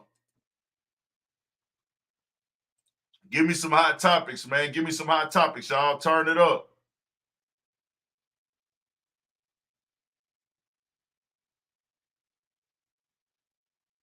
Shout out to Pookie Twan. We back next week. Yeah, it happened like that sometime. No, bro, forgot, man. It went crazy that quick.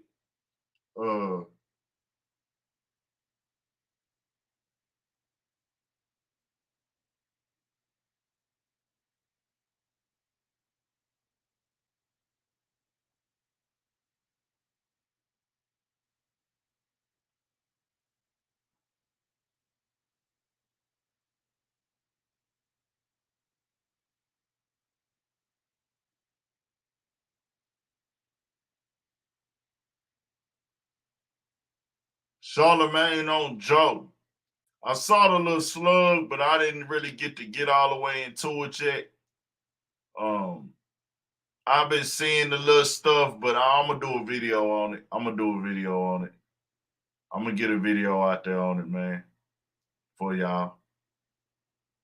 I'll tell you like this. Everybody got different lanes, right? On YouTube. Charlemagne has given, the Black Effect Network has given people opportunities. You know what I'm saying? The Black Effect Network has given people opportunities.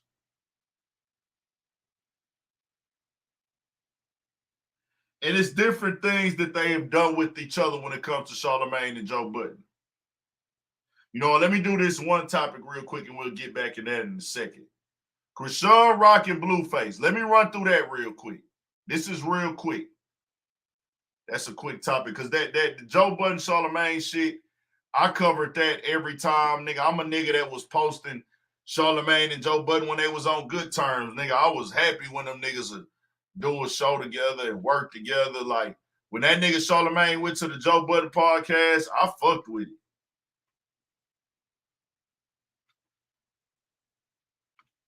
Because I got this in the title, I need to have this on the video.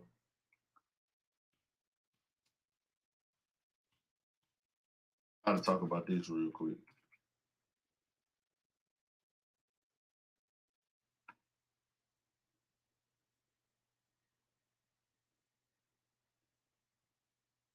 Newborn arrival.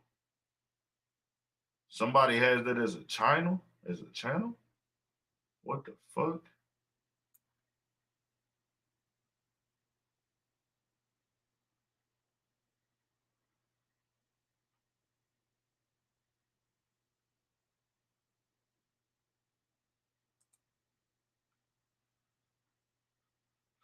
Hold on, y'all.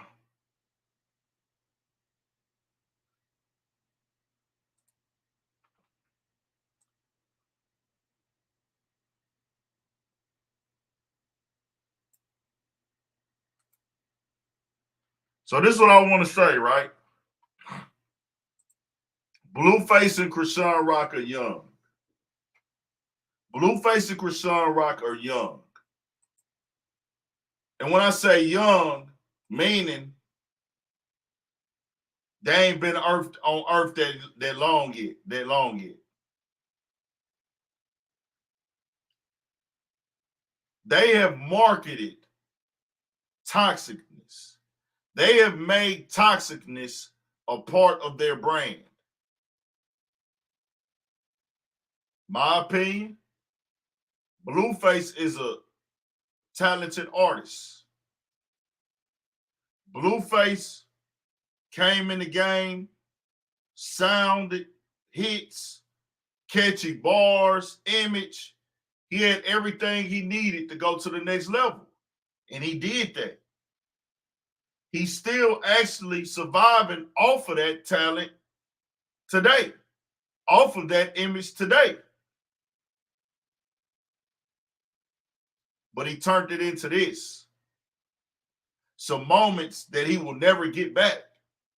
I hate, and this ain't for me to kick Blueface down. And I always got to speak on the man. No matter how crazy the woman is, the man has an option to entertain it or not. He's chosen to entertain it. I'm not here to choose who right or wrong.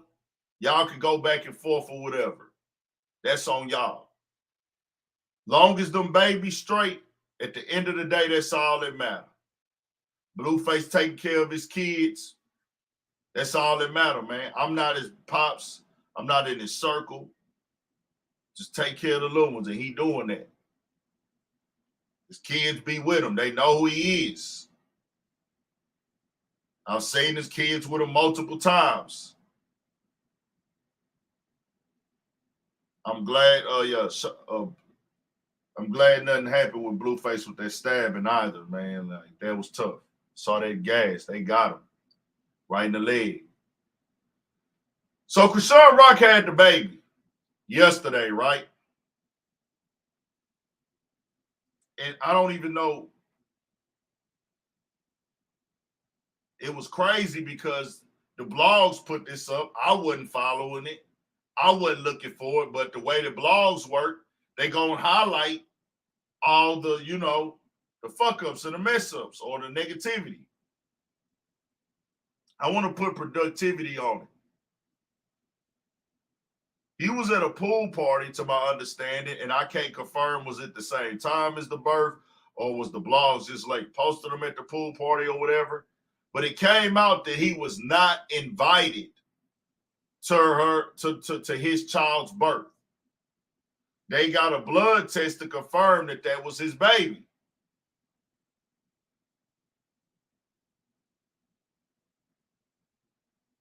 it was put out there that he was not invited. First, Chrisean said she didn't want him there because of negativity, the energy. But at the same time, child can only be born one time. That is his DNA up inside of this woman. This is his son. I don't care what she say. I don't care what her family say or what my other girls say. Look here, you got to deal with this. I got to go take care of my son. He going to be here with me. But guess what's documented on the internet now? Guess what is documented on the internet now? My father either chose not to come to my birth, or my father was told he couldn't come to my birth, but at the same time, my mother recorded my birth live on Instagram. Y'all see what I'm thinking when I saw this? He can't come to the childbirth. He's saying he didn't want to go out of loyalty to his girl, whatever it was, what it was. I don't know. I'm not in that. But to see it being recorded on Instagram Live, what is really going on?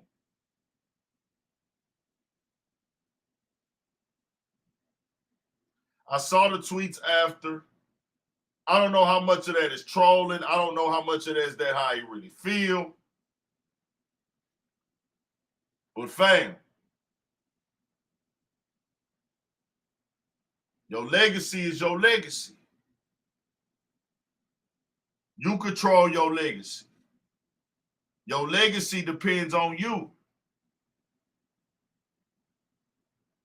You and Chrisean can run a healthy co-parenting and have a healthy co-parenting relationship without all the drama. But guess what? The drama is what's keeping them in the conversation. As I say, these people get to a point they get excited to be in these blogs and repost it. They love this energy now. AC in the building. They love this energy now. They love making shade room. They love making neighborhood talk. It's like, yeah, I want them to see everything I got going on. I want to be on these networks that's got me going crazy and turned up and having super domestic violence issues and situations. The people is paying me to do something that they would never do. They laughing at me more than they laughing with me. But I don't know. To each his own. Y'all figure it out. That's that, man.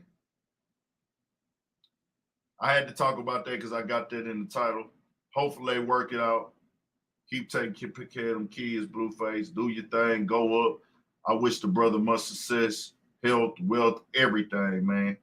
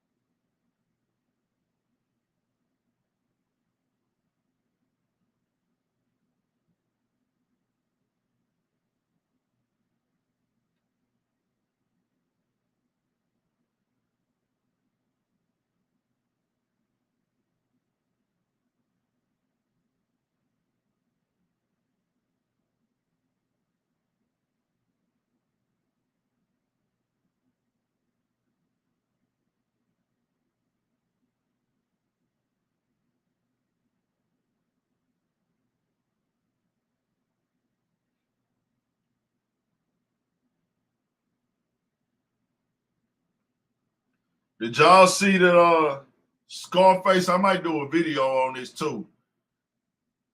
Willie D say he's not doing what you call it no more. Willie D say he is not doing. Willie D said he's not doing the whatchamacallit no more.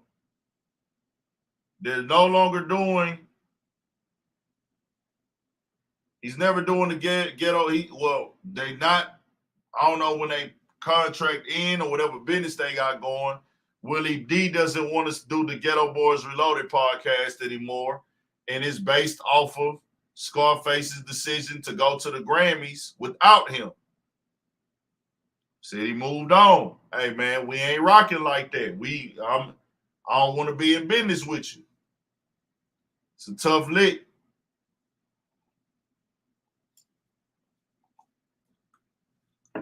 Niggas grew up hearing Ghetto Boys as a baby, kid, all that shit. Learned more and more who they was as I got older. Niggas said, hey, it's over now. I want to talk about that with Pook too. We'll see what go down next week. Man, there's so much shit that went on. Gunplay and his girl got into some bullshit. They released video footages. I didn't want to cover it no more because that shit just got to turn into some super duper, like, I don't know, that shit that I'll be kind of staying away from. I did post a video on Boosie and Webby linking up. They was out at, oh yeah, that's the nigga I need to get up on. Hold on. Let's talk about this.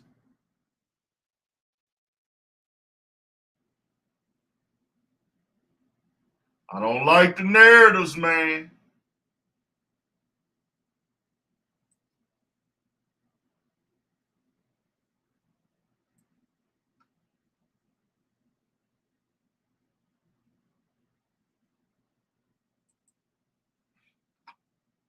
And it's working because I'm talking about it.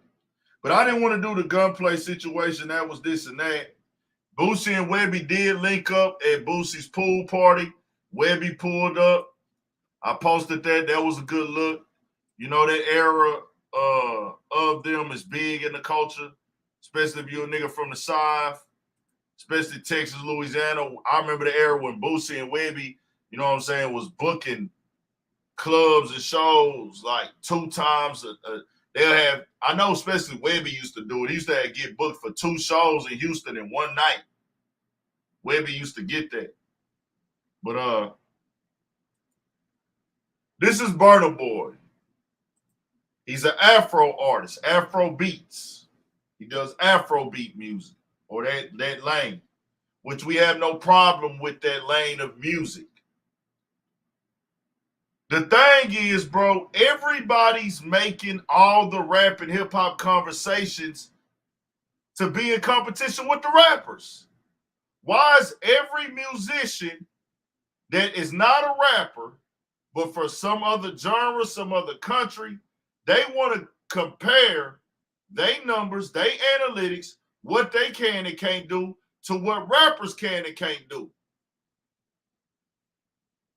My nigga, it's 100 times more rappers in the game than it is niggas that do Afro beats. You know what that means? It's way more options. The competition is more steep. It's harder to garnish the attention more. Niggas release way more rap music than they release. There's at least 30 niggas releasing a rap song every day.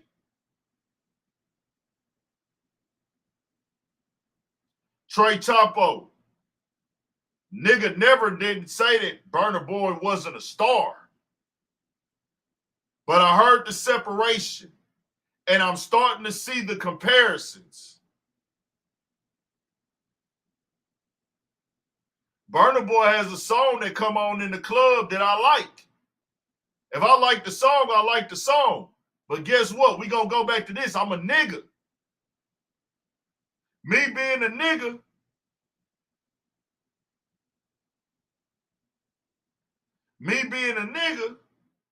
means I'm only going to accept certain conversations certain way. And I'm only going to take shit for how it's being presented. I keep seeing in the blogs, rap fell off, they fell off, they fell off, they fell off. Burna Boy sold 21,000. Burna Boy sold 21,000.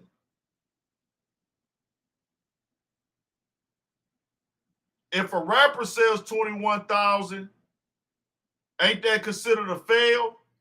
Ain't nothing else to talk about? Ain't nobody finna be talking about will he be selling out shows? Because I seen that hit a few blogs, and I'm seeing niggas in the comments, hey, that 21,000, ain't nobody tripping because that nigga still be selling out shows. Nigga, what? So why y'all posting the album sales then? So the rappers got to get, because if a rapper sell 21,000 but he do sold out shows, ain't nobody gonna say, hey, that nigga selling out shows though. What is this? Nigga, rap will never die. It's the blogs. It's the blogs falling for the manipulation, the way they reposted and shared. Some of them might be getting paid. And it's the fans falling for the propaganda that's being pushed. They want to focus on Afrobeat artists. You want to know why? They want to focus on Afrobeats artists because they think that it's something fresh that they can reinvent. Because let's be for real. Some of these Afrobeat artists are actually remixing R&B songs. Am I right or wrong? Am I right or wrong?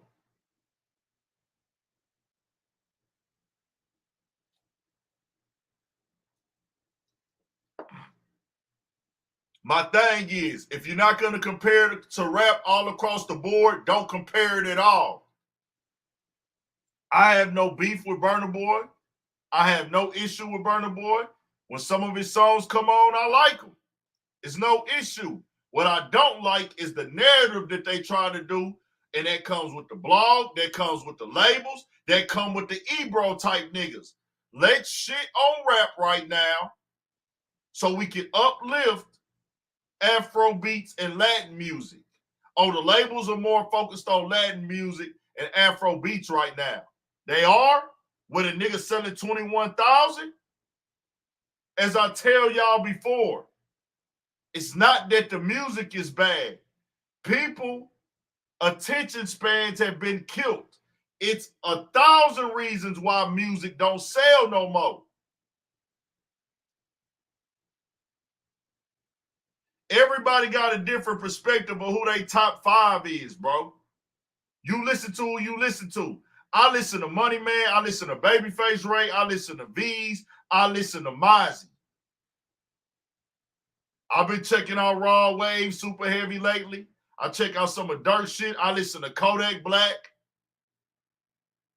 That's me. I listen to G Perico.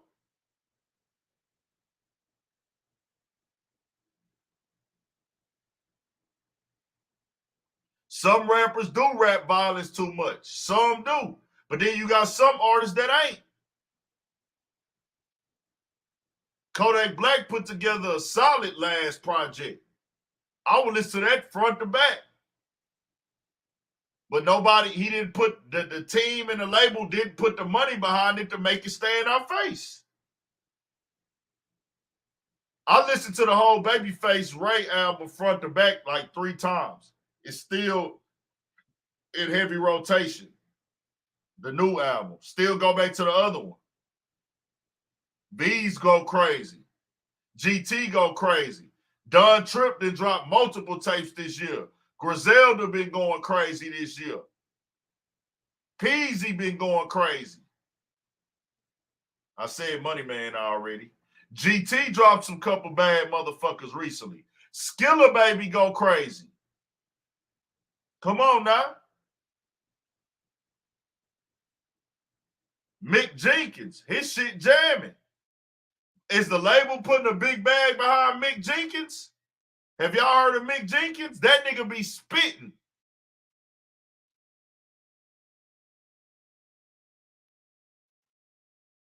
We already know what's going to happen when Future drop. Travis Scott just dropped. Travis Scott got the most streaming album this year.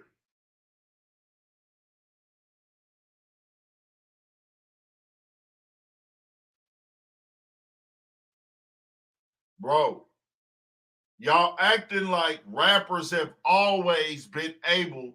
Y'all act like every rapper in the game has been able to always sell out big venues, bro. You got some that can, you got some that can't.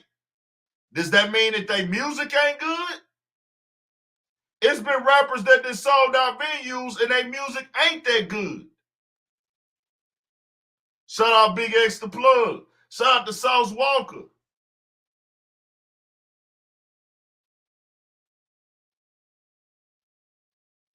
Travis Scott got the #1 streaming album this year. That nigga rep H-Time. Fuck is we talking about?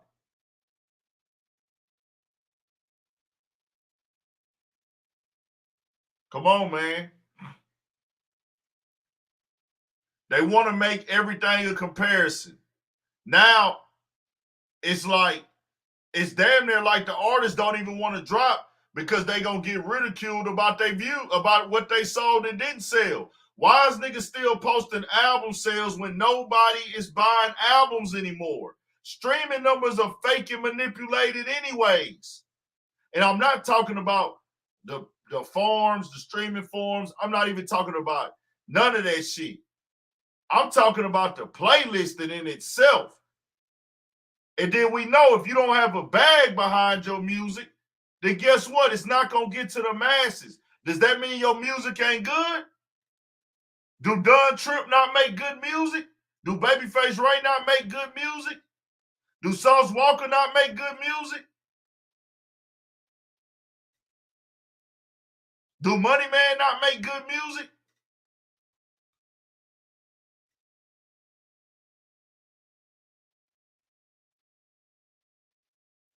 And be clear, EJ Rendon, that Boosie album was 100% independent. 100%. Boosie is 100% independent.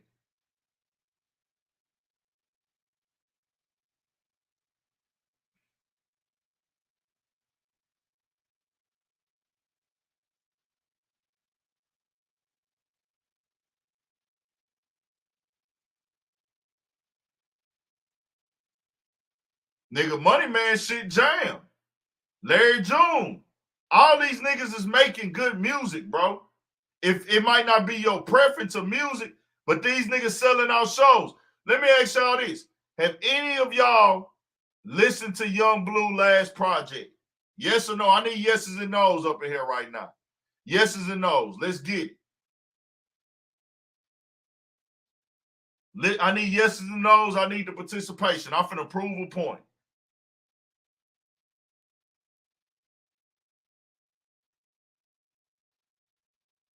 Everybody saying no.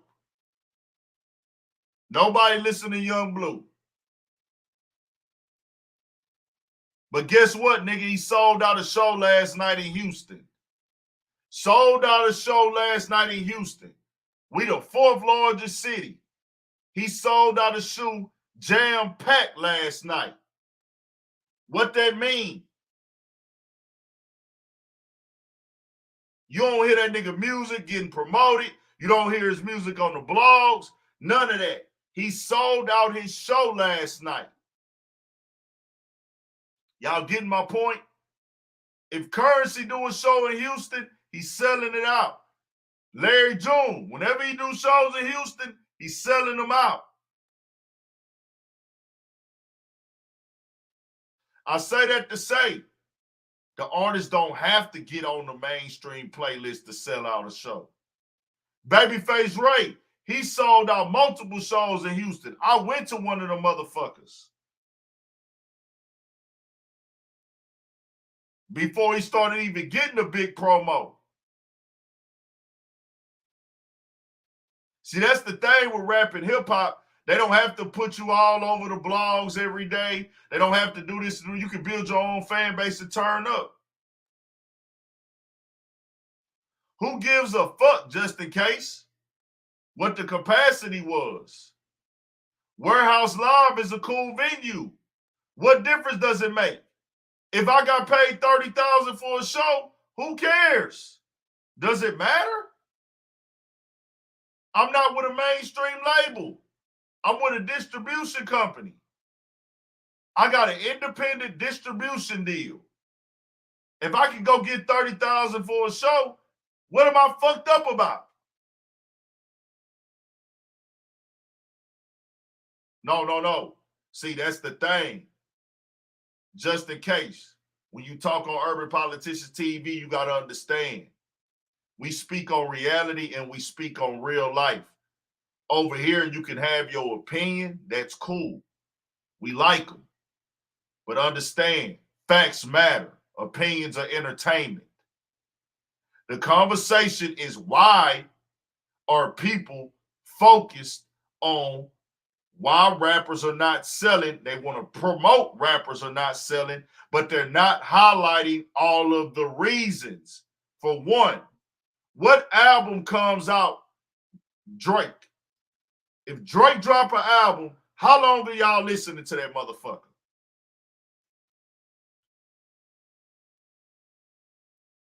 I'm finna ask you, since you got so much to type. If Drake drop an album today, are you a Drake fan? Yes or no? If you a Drake fan, Drake drop an album on Friday, how long are you listening to that Drake album in full? Who do you listen to? Who do you listen to then, since you don't listen to him? Because motherfuckers want to come over here and talk smart and da-da-da-da. Nah, let's get to that. Let's get to it then. Because you're not going to win this conversation with me. What artists do you listen to? Give me the artists. Who? We wait. Come on. Give me the rapper. Let's talk about it. See, streaming fucked up the game as much as it hurt the game.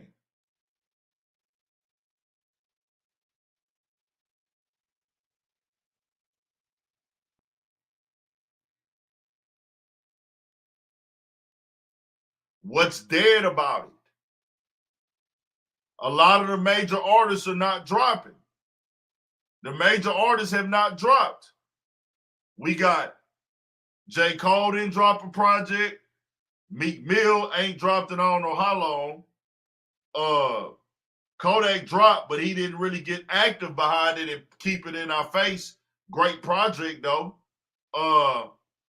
Dirk dropped. After Dirk dropped his project, he quit promoting. He did an interview, and he released 2 videos. One before the album, one the day it dropped. Didn't push the album anymore after that. Got out the way. I don't listen to the radio. Nah, streaming helped independent artists. Some. Streaming divided the game up to where the labels now ain't working the projects no more. Everything is quick. Everything is fast.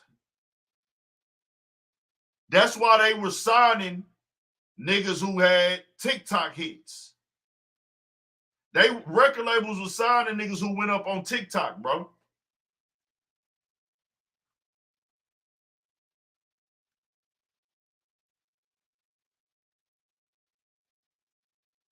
Shout out to Killer Mike. But guess what? This is the social media era. If you're not seeing it being promoted on social media, guess what? You don't think the album is good. Right or wrong?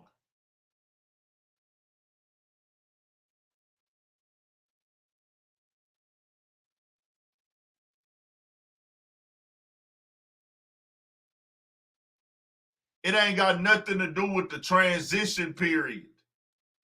They keep telling y'all that. Yes, you might be burnt out over the same ass shit, but when niggas drop shit, and niggas lock in.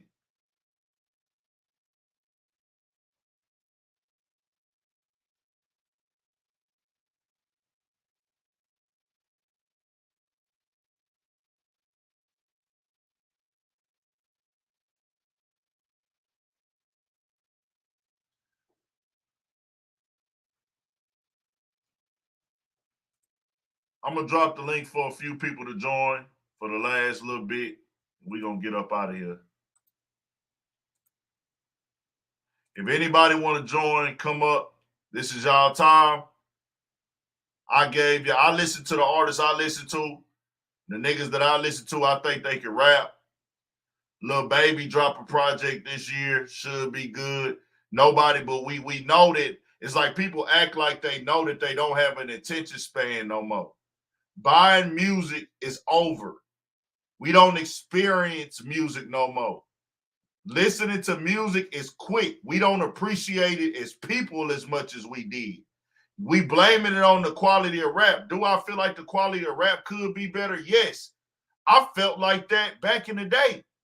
We've always asked for more of our artists. This is nothing new. We've critiqued albums the day they come out. It's been great albums the day it dropped, man, that shit trash.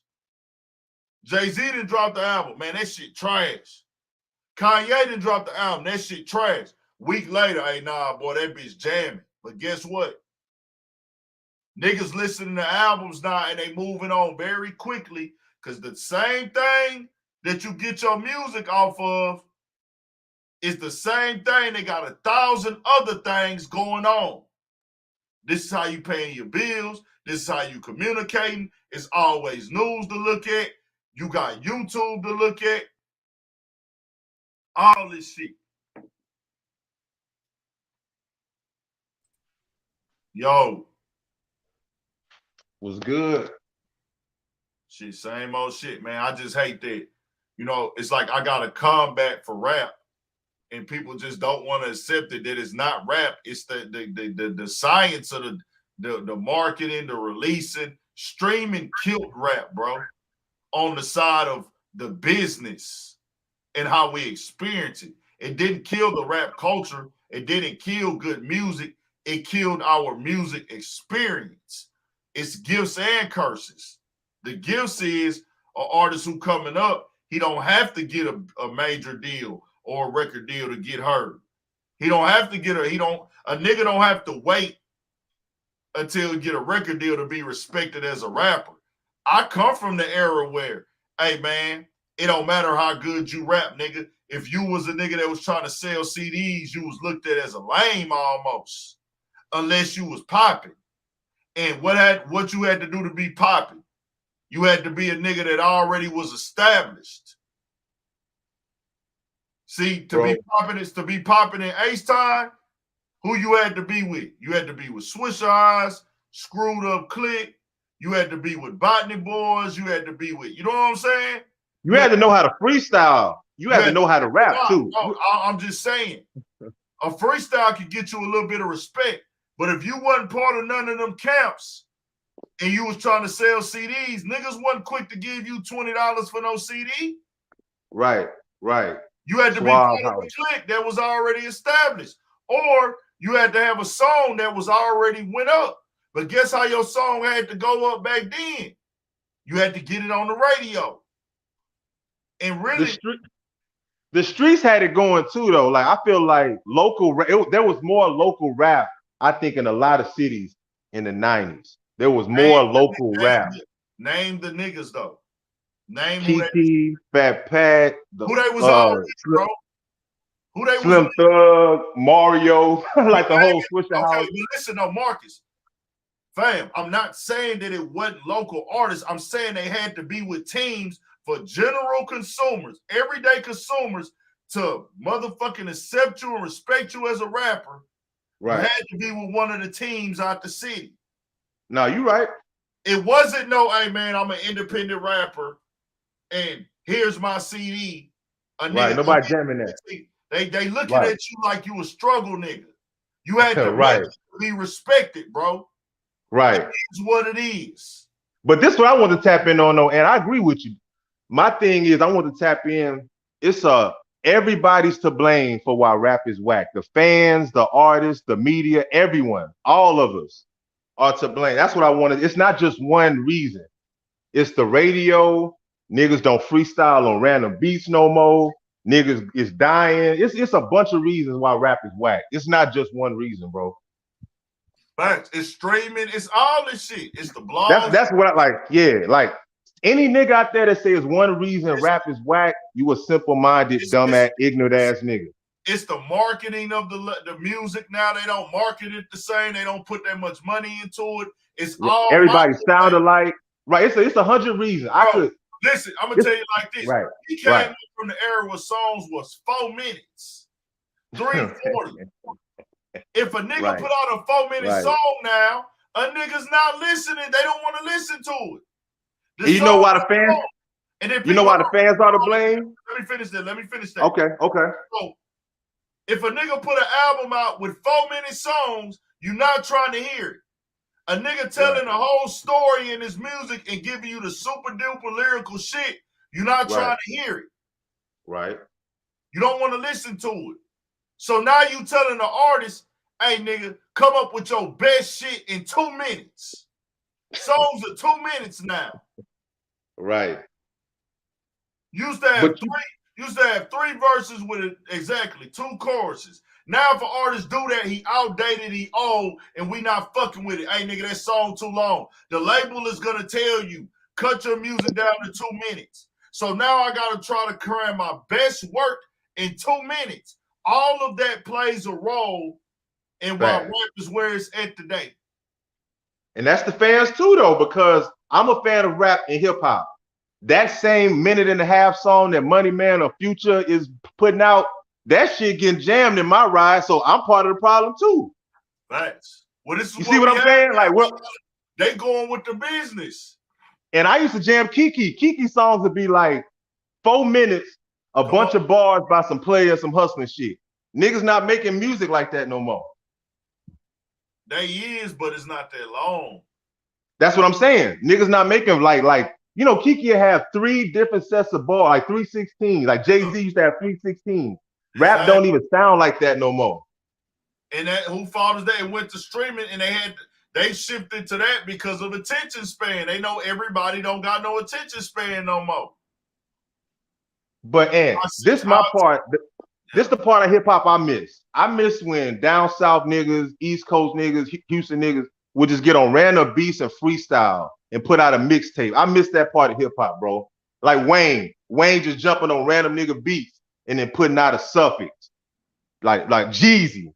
Niggas riding the Jeezy, just rapping on random nigga beats all summer.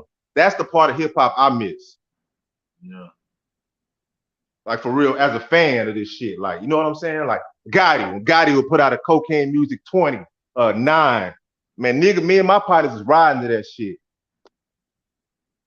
It's just what it is, bro. Everything shifted. They just trying to blame it on the music and this and that. And now they trying to create the narrative like these other artists are just doing so much better than rappers when bro just sold 21,000. And I'm pretty sure if you listen to the project, it's probably good. The music, the hottest rapper Gunna. It sounds good. But I'm saying, bro, it's not that the music, whether it's good or bad, determines if it's going to sell or not. It's hard to get people to take time out their day to stream your shit. And artists now, once shit come out, they moving on very quickly. Future album kept me there because I'm a Future fan. I damn Sauce Walker shit, his shit kept me going this past like 2 weeks ago. I went through that motherfucker a couple times. Babyface Ray. Yeah. V's. I got my bro on V's. He can't get off of V's now. I said Money Man already this time. Money Man. G. Yo, Gotti's last project was hard. That mixtape. I didn't get a chance to check that one out. No, it was jamming. Gotti last tape was hard. Who else, bro? I couldn't really get into Travis Scott. I put out some quality sounding music for sure. Did you jam Travis? I tried to. I couldn't really get into it like that. 2 tracks that I like. I know what I'm gonna end up doing with Travis. I'm gonna eventually go back and jam that motherfucker for real. Like, but I caught 2 things on there I was fucking with for sure.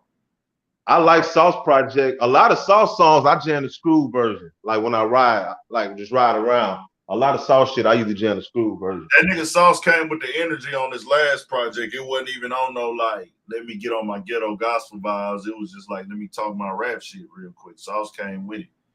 Who else going crazy out this bitch? Do you think rap is whack? And I'm just asking you as a fan. Like I'm a fan, No. you a fan. No. I listen to rap every day, bro. Yeah. And like I say, I'm telling you the niggas I'm listening to. I'm not listening to nothing that's whack, bro. Yeah. You know what I mean? Like, I'm not listening to nothing that I'm not gonna listen to some shit and say, oh, rap is whack. The culture is whack. The culture is lit right now, bro, to me. Because you want to know why? We steady making money. We steady turning up. We steady figuring this shit out. Yeah. We steady trying to recreate. Rap will never be whack to me, nigga. Rap will never be whack because of the simple fact I don't have a platform without rap. That's real. Niggas gotta understand that.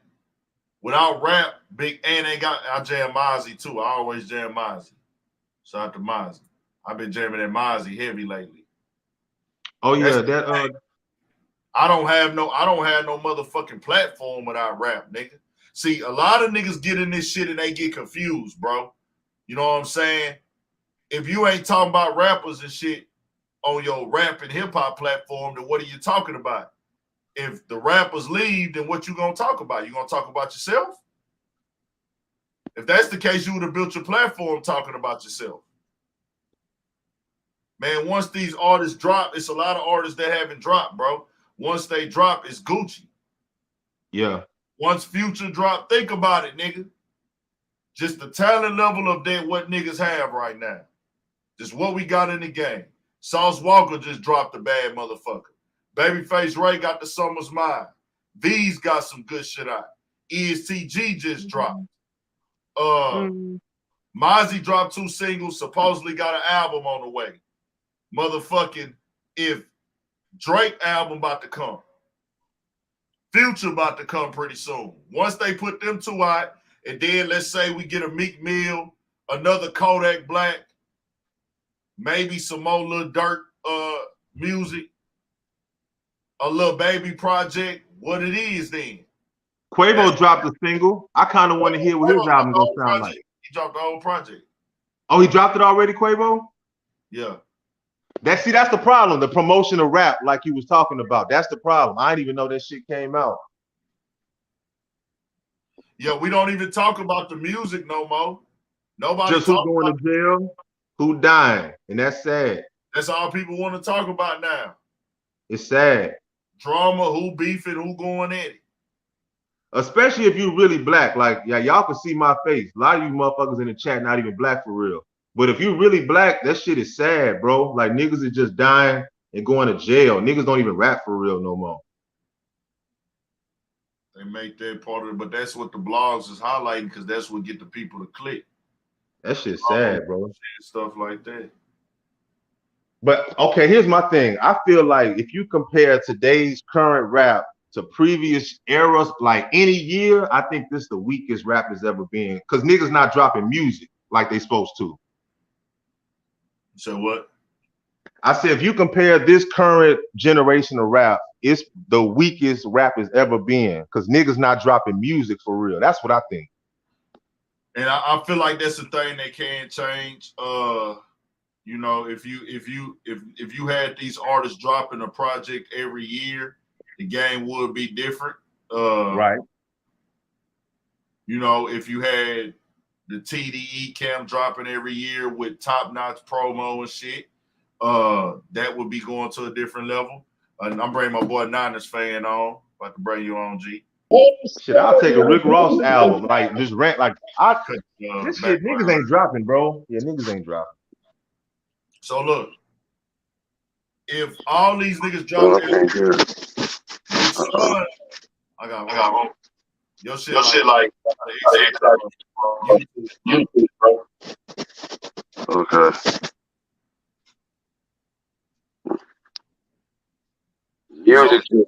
Everything's just too saturated right now. Yeah. Facts. It's and it sound the same. Saturated. Yeah. There's no fun in music. We went from trapping, making money to murder, death, kill, shoot, murder, death, kill. smoking on niggas and shit. Right, After a right. while, that shit gonna get played out. It's time to just switch it up. But Everybody want to sound like the last person who put out a hit. Like Facts. to me right now, most of the New York shit beat wise, it sound the same. They seem like they just take a tempo, switch up the tempo, take out a drum or something, but they all sound the same and they all yelling. They all yelling. New York, But that's New York drill. Everybody yelling. And they going, so let's peep this right here. This is my thing though, right? We could talk about all the artists that sound the same or just drilling, but that's the low level artists that's coming in. The ones that has a little bit more of a name, you're not only getting that from them. You're not getting that from Feet. You're not getting that from Lil Baby. You're not gonna get that from Gunna. You're not gonna get that from Young Thug. You're not gonna get that from, you know what I'm saying? It's just gonna be those certain artists who they the ones that's getting promoted, and they headlines are standing out more because they own that. But the artists who not own that, they headlines are not standing out as much because they not on that. The drilling, the shooting, the this and the dead, that's the low level underground artist that's coming out. Like that ain't what Sauce Walker was rapping about on this last album. He was on that whole having fun. Right. You know what I'm saying? That ain't what Peasy and Babyface Ray don't rap about that. That nigga rap about getting money. Now he gonna rap about drink, but you know he gonna still be rapping about it on the fly player way. GT the same. Money Man. Yeah, they gonna have the street shooter nigga references in that shit. But nigga, they making real music, bro. They be jamming. Money Man gotta switch it up. I'm a fan, but Money Man gotta switch his sound up too. Bro, he just switched the sound damn near every project, bro. I done heard him change up. He gonna have the shit that's similar, but then he gonna come with different little shit at times. Yeah. If you listen to the whole project, bro, yeah, he gonna have the same like subject matters a lot of the time. They all gonna try something new. At least a track gonna be different than what they usually used to doing. Exactly. That's why they always say, you know, I gotta have something for the streets. So they gonna have that sound, something for the females, and they gonna sample and try some new type beats to see how they fans catch on to it. Come on. Bro, I've heard this nigga Babyface Ray elevate every project, bro. From beat selection to motherfucking the all the shit, bro. Like he be fucking with different styles of beats, bro. You know what I'm saying? Like that nigga be really getting on that shit, bro. Like go listen to songs like Idols and Same Pain on Babyface Ray other album, bro. Go listen to Idols and Same Pain, nigga. That's real rap. You know what I'm saying? They don't even talk about that when music drop now. How if the music is the same, how if it's different, they just drop music and nobody's discussing music. It's all drama, bro. Nobody. I like Bezzo. Yeah, I like Bezzo. Some niggas is dropping some solid music.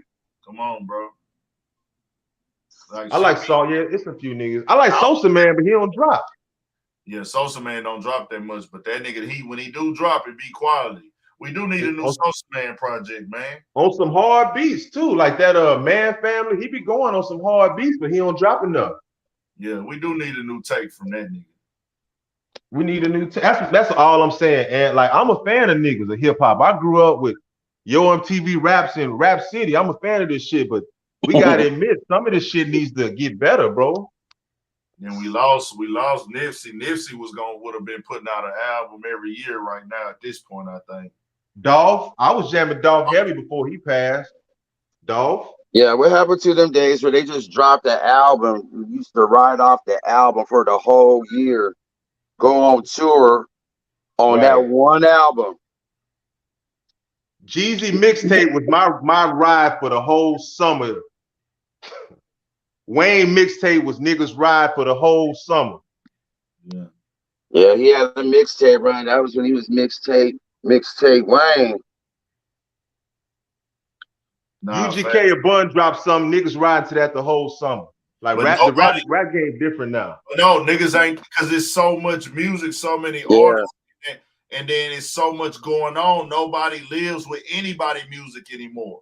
Like I got people. It is hard because every shit. Usually, I remember music used to, when I worked at Tower, new music dropped on Tuesdays. Yeah.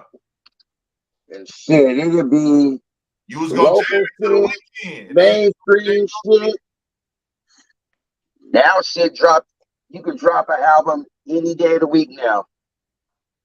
Bro, niggas was stealing CDs from like Sam Goody and Best Buy, like 6th grade. Niggas stealing CDs, bro, for that music.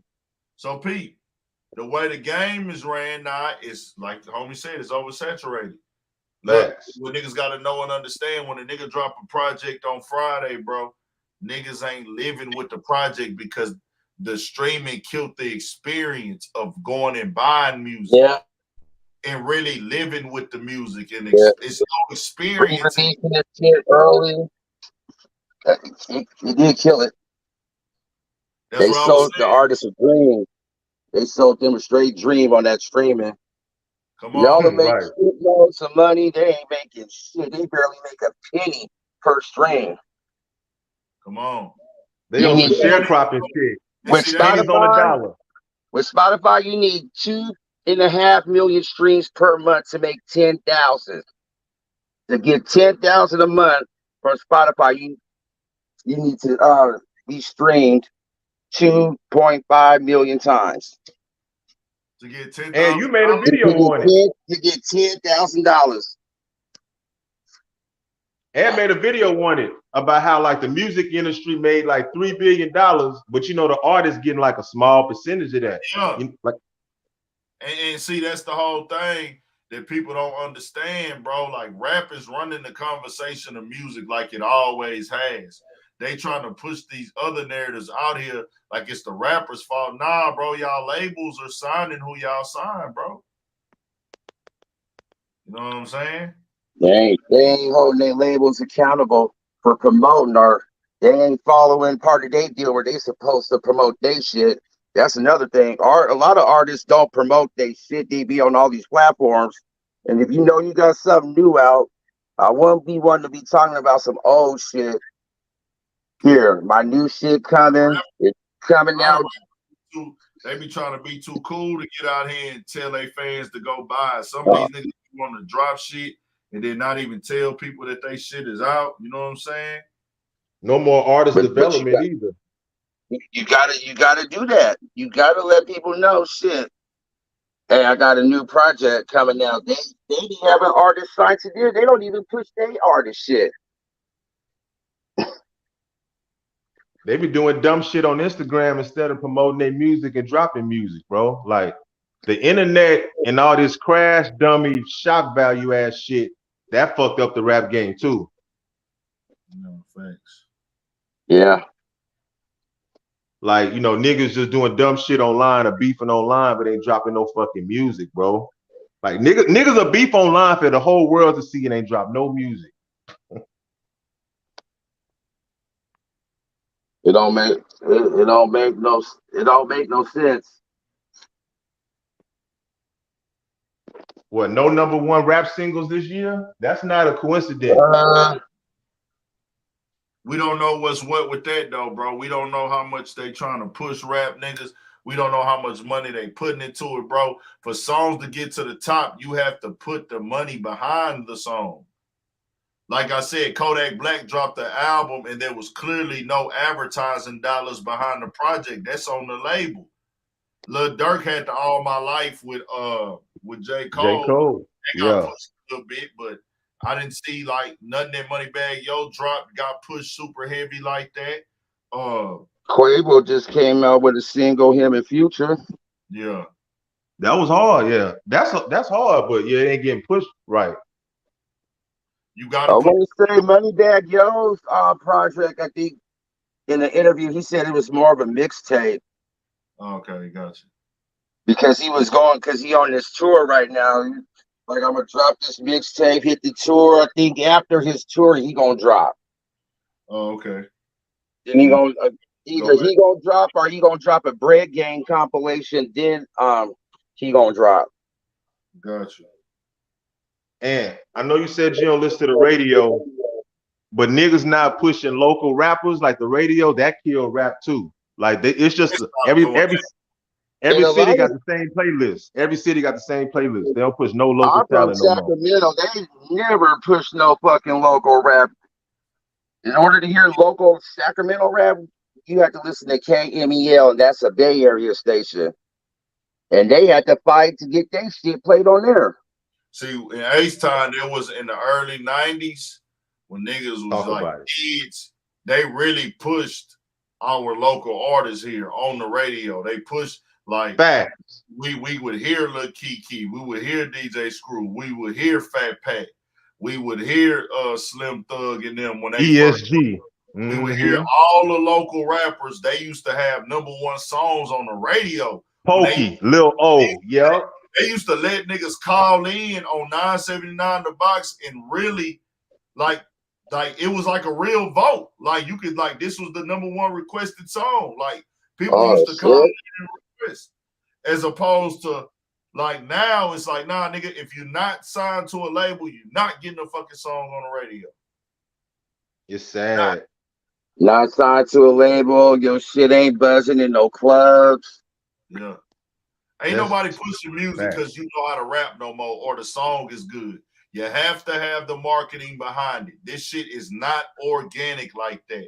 What can happen organically is your song can get a buzz. Your song can get views. Your song can do some numbers. But for your song to get the top level promotion, to be on playlists and turn into a Billboard hit that stays on Billboard, you have to pay. It doesn't matter how good the song is. Now, the song being good naturally makes people love it more and fuck with it more. But there are songs that don't have good rapping that really would not be considered a good song, but because the marketing dollars are behind it, it might be catchy, it might be quick food, people will resonate to it. True. Fact. If they shit pop on TikTok, they ain't riding that wave. Artists don't like to be having a song called a TikTok hit. Well, fuck it. They say your shit's a hit on TikTok, ride that wave. That's what you're supposed to do, ride the wave. Shit, that's what the labels was signing. That's what I was telling the nigga Ebro. Like, I never talked to the nigga, but I want to tell him that fucking tweet. I need to holler at that nigga Ebro. If anybody could get me on the phone with that nigga, I would greatly appreciate it. I want to say quite a few artists got signed off with TikTok just like I know some. So why, if I could go make a TikTok song, this is what the label is looking for. Why is he saying y'all better stop making TikTok music? The labels aren't doing this anymore. Nigga, the labels, that's what they was signing. Shout out to Superstar Jay Quick. That nigga came on and was like, hey man, these niggas was they changed the game to where a nigga could get played on the radio as long as he had 700,000 views or some shit or something. At one point, that was the qualification now because they looking at it like, oh, if you get 700,000 views, that means that it's got a name. It don't matter how bad the song is. It don't matter if you got a following. It's just strictly moving out for analytics. There are no A&Rs at the labels going to the streets, watching a nigga do groundwork and saying, hey, bro, you're hot. You're not that hot, but I see talent. I see potential. Come sign with us. I saw something in you. Nah, it's how many, okay, you got this many views. Oh, you got a song that did 1 million. You got one that did 500,000. You got one that did 100. Right. You rapping about this, you rapping about that. Okay, you got a little Instagram following. Okay, we got a deal for you. Let's go. And that's why we getting what we getting right now. Yeah. It's everybody's fault. It's quick flip. It's a quick flip. Everything is quick flip now. But man, I'm gonna get up off here, man. I appreciate y'all tapping in. You had something you want to tap in on, my boy? Not a fan. Oh yeah, Puffy giving his artists back they publisher finally. Oh, okay, yeah. So at least the main ones like Faith, who's it? Faith, The Locks, 112, Biggie, of course. That's all that they named so far. I don't think everybody on the label's gonna get their shit back. Let me go to a write-up and read it. Because they did. I saw one write-up and they said that the details was probably not gonna be put out. Because they said a couple of people damn near offered them over $500 million for all, for the Bad Boy catalog. And he said he just came with the notion, fucking give it back to the artist. Yes. Sean Diddy Combs re-signs his Bad Boy publishing rights back to artists and songwriters. Mace, Faith Evans, and the estate of Notorious B.I.G. are among those who have already signed agreements. Hold on. So that means Biggie Mama. Sean Diddy Combs has reassigned his publishing rights back to all his artists. Mace, Faith Evans, The Locks, 112, Notorious B.I.G. A Bad Boy representative declined to disclose the terms of those deals.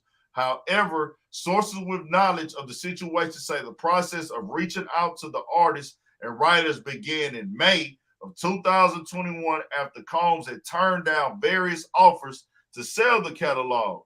While most of the parties have been contacted and have since signed their offers, the search to locate, resolve agreements with others is still ongoing. Publishing on behalf of Bad Boy in the past years has been administered by EMI, which is owned by Sony Music Publishing, Sony Corporations, or America. And EMI continues to administer Combs' own publishing. Coinciding with Bad Boy's 30th anniversary this year, the surprise move by Combs arrives after public dispute over several years between him and Bad Boy hitmaker Mace after Combs upbraided the Recording Academy for taking black artists in R&B and rap for granted during the 2020 acceptance speech for the organization's Industry Icon Award at Clive Davis pre-Grammy Gala. Mace took his former label boss to task for doing the same thing. In a since-deleted Instagram post, Mace revealed he'd offered Combs $2 million to buy back his publishing, but it was declined. In the post, Mace alleged your past business practices knowingly has continued purposely starve your artists and been extremely unfair to the very same artists that helped you obtain the Icon Award on the iconic Bad Boy label. For example, you still got my publishing from 24 years ago in which you gave me $20K, which makes me never want to work with you as an artist, as any artist would. This is not black excellence at all. And last year during an interview with the Breakfast Club, Combs alleged that Mace owed him $3 million for an album advance that was never delivered on. My nigga Murder, sit this one out. He just got his publishing back from Puff. Just finished the paperwork for that yesterday. Cameron wrote in an Instagram post on August 30th. Congrats, Mace. While he getting his music back in order, I'm dumping my hard drive. Pause. The lost files. That's what Cameron said. So it's been going on for 2 years. Yeah. Mace getting to the bag, ain't he? Nah, he Shit, him and Cameron just signed that deal. Mace I know getting to Jim the Jones bag. somewhere pissed in a motherfucker. Beard gray as a motherfucker. That's just like I know Game and Young Buck somewhere like motherfuckers. Yeah, yo, smiling like a motherfucker on this last leg tour. Come on. Now that last laptop going crazy, man. Shit, selling tickets, selling out shows. That Cam and Mace sports show was hilarious, bro. I ain't even gonna lie to you. Now everybody fucking with that. They going crazy right now. They had AB on there. That shit had me dead. They had AB on there earlier. I think they said they finna bring OJ Simpson on that hoe.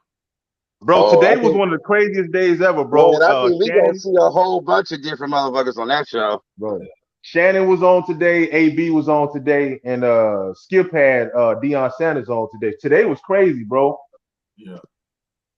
Damn, I know Stephen A was looking at him like, you call me Skip one more motherfucker. How many times did he call him this year? Twice. Twice. Stephen A said, you good, my brother. You good. You good. You good. You good, my Exactly. brother? He was about to get started. How Shannon about to get started. It's like that's what made him call him. Bro, It was funny. The Did y'all first see? part, it was like, oh shit. Did y'all see what you call it? Did Shannon last month? I mean last Friday. I'm not Shannon. Stephen A. dissed he dissed Skip and they show. He posted up right up on his Instagram that said Skip Bayless's revamped show falls short of ESPN First Take. And it had the numbers on there, 400-some thousand viewers and 100-some thousand viewers. I like a black man flexing his power in America, bro. I'm fucking with it, bro. Like, this is a straight direct diss, nigga. You gonna post up a write-up saying, hey, nigga, they fell short of me. And it's like, but it be like with me, they be straddling the fence like, we cool, we not cool, but hey, after this shit on Friday, I even dropped a video. I say, oh, it's clear direct competition now. Frenemies. Frenemies. Yeah, Business it's friendly competition. It ain't no like street beef or nothing, but I'm here for it. Fuck it. It's competition. Yeah, that's how Stephen A. looking at it, because he do give Skip his props for putting them on. Yeah. But the thing is, I always say, bro, I'm not competing I'm not competing with no nigga where there is no sense of competition, where you on a way bigger network than me. You on the #1 network in the game that's always been the #1 sports network. You know what I'm saying? So why would I even think that I can come in and compete with you when y'all are already established as the #1 and I was once a part of that? Bro, I'm not competing with no nigga, bro. I'm trying to stack my bread and provide for my family the best I can. I ain't competing with no nigga. See, this is the different thing when it comes to entertainment. You feel me? So now, that's what I mean. That's what I mean. So I'm saying, like, you saying that, it just becomes with the competition of sometime. And, you know, we've had that issue with media and shit. Even out here with Texas media, it was a thing at one time, super heavy.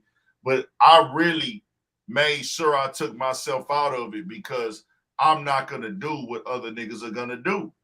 It's no point in me competing. Like, nigga, I'm not going to do what niggas is going to do with how they get their numbers. And then niggas ain't going to do what I do at times to get the numbers. So are we doing the same thing? We not even playing the same game. Why would I compete with niggas that I'm not playing the same game with?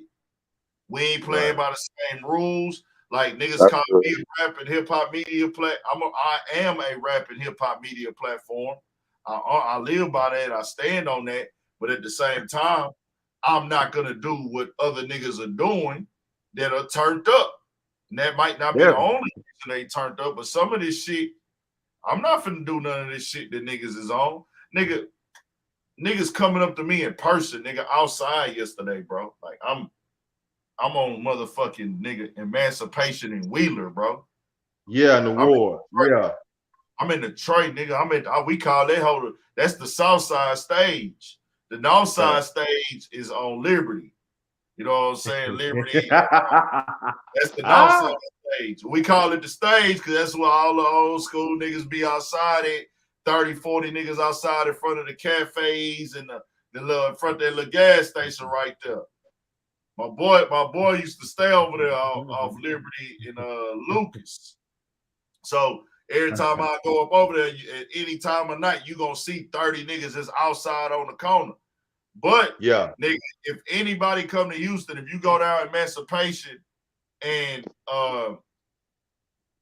go down to motherfucking Wheeler and Emancipation, you gonna see everybody posted up outside, everybody eating, everybody in the club, niggas kicking it, the cars out there. That shit be turned like a movie. So I still call that whole dialing for the culture. I would never call it Emancipation. I gotta come out there. You call it, okay, dialing. I still call that whole dialing for the culture. So nigga, I'm in the train, nigga, I'm posted up. Nigga come up to me, bro, and this what says to me I'm doing something different. And this ain't even about, this is just me being me. Real live street niggas coming up to me telling me, nigga, hey, bro, don't ever change up, bro. Don't ever change up, bro. Don't switch up, bro. Stay the same. Same thing when I was in Yellowstone Park, nigga. I saw that video. Like the tray also, but they own shit, you know. Yellowstone niggas. They gonna say they from Yellowstone, but they like an extension. No disrespect to my Yellowstone niggas. Y'all own hood, but they, you know, they ain't gonna claim the trade. They gonna say they from Yellowstone, niggas. Now, you was in the streets with that video, and a lot of niggas not pulling up to Yellowstone. Well, now you don't have to. It's not saying that you have to. I just something I wanted to do. I want to capture that big moment for Big Pokey and document that. But you be outside though. Not all these other platforms be outside like they say they be outside. No. Yeah. Yellowstone ain't no tourist spot for all the out of towners. That ain't no just tourist spot. So Pete though, niggas come. Hey, bro, don't ever. Shout out to Big Ant. Hey, Ant, nigga, don't ever change who you is, bro. You been keeping, nigga. You been solid since I met you, nigga. Don't switch up, bro. Like, don't switch up. So I'm like, damn. Guess what I know? Switching up from what I'm doing, that's what a bag is, nigga. Man. Switching up is what a bag is, though. Ain't that some shit? That's deep. That's deep. Switching up on what I built my shit on is what a bag is at. So do you think switching up is just doing like shock value, crash out shit? What is your definition of switching up, bro? Man, you know what's getting on here, instigating, being messy, being disrespectful. Reporting shit, and if the shit's wrong, not admitting it. Reporting false information, trying to expose. Just fraudulent. Just fraudulent shit. Yeah. Exposing, putting myself in niggas' business like it's my own, as far as I want to be part of the goddamn case and act like I got exclusive info from somebody off the internet, or me doing police gangs, me getting on here exposing nigas and have a motherfucker say that that's their brother on there. That nigga say like I'm part of the case. That's what them niggas be doing. For example, when shit happened with PNB Rock, he had like 5 different motherfuckers saying that they was his brother. They was his brother, and his baby mama had something to do with it. A lot of the platforms caught all of that same shit. Then when the report came out that she was hiding under the table, none of them other platforms apologized. Like, my bad. Right. None of that shit. Hey, niggas, they were just all like, fuck it, that's part of the game. So I'm not. What about Soldier Kid? What about Soldier Kid? That was 2018. I ain't gonna say no niggas' names. When I said I didn't say no niggas' names because I really didn't even see the YouTube videos doing, because I don't even watch. I'm gonna be real with y'all. I don't watch other news outlets because I don't want if I'm doing a story, if I'm gonna drop a story, I'm not watching another platform story unless I'm gonna watch it's original after. Right. So it's original. Right. So I don't say what they said on purpose. I don't take no style. I don't take no information from them unless they platform is providing the information. But if it's information I can go find on my own, I'm gonna go get it from the news, that police report they got put to the news. You know what I'm saying? I'm not I'm not getting on the police website. I'm not doing that. You know what I'm saying? Like, I'm gonna let the news put out the police report, and then I'll get the police report from them. You know what I'm saying?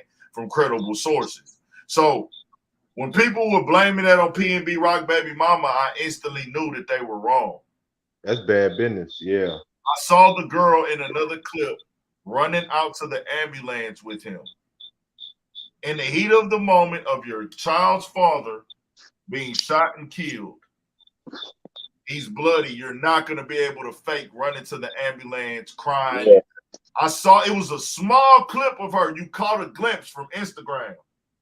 Mind you, why the fuck would she set him up in broad daylight for a robbery? Set him up, took all this money out of his accounts. Her daughter's father get killed right in front of the kid. Who sets that up, bro? Now he wasn't the kid, wasn't there. But my bad. Platform reported, it catches on. Every other platform is gonna run with that same narrative. Yeah. Right. Then when the shit come out, it's shit. Well, any other bitch would probably do it, or shit, that's just part of the game. She just collateral damage is like, nah, you y'all shit saying that she did that shit. I could just imagine all the shit they would say she was seeing. They were saying about her on social media. Shit, the shit I was seeing. Oh, you dropped the location. You did this. You did that. They was following y'all because of the location. I'm like, bro, a nigga could have saw them. Nigga don't know shit. So why would you make a whole storyline like, bro, nigga could have followed them from the gas station. Nigga could have got the drop. Nigga could have been at the restaurant and see him pull up. I said all these scenarios, and then guess what? That's exactly what happened. Nigga saw them pull up. Nigga went and got his son, and they pulled the quick play. That shit happens, bro. A nigga know that. Yeah. But niggas out here just be wanting to break stories and create news. Even when rest in peace, Takeoff got killed, bro. They blamed by 7 niggas for that. When Mo 3 got killed, they blamed by 7 niggas for that. When Young Dolph got killed, they blamed 7 niggas for that. I know when Nick got killed, they blamed like 30 people. Yeah, that nigga was innocent. 8 got shot, 2 got killed, all because of that's who did it. That's who has something to do with it. It's like that pointing the finger at the next motherfucker will actually get people killed. And when Nipsey got killed, that proved that fact. Everybody that somebody said did it on a platform, their house got found and got shot up. That's why I stay out. 30, like I said, truly 30, 40 shootings, I think. 7 out of all them shootings, like 7 people got hit. Like 2 other people actually died over some hearsay shit. Like that hearsay shit when it comes to how shit is now, people will really ride on that. People care about the nobody cares about the truth when the lies more entertaining, bro.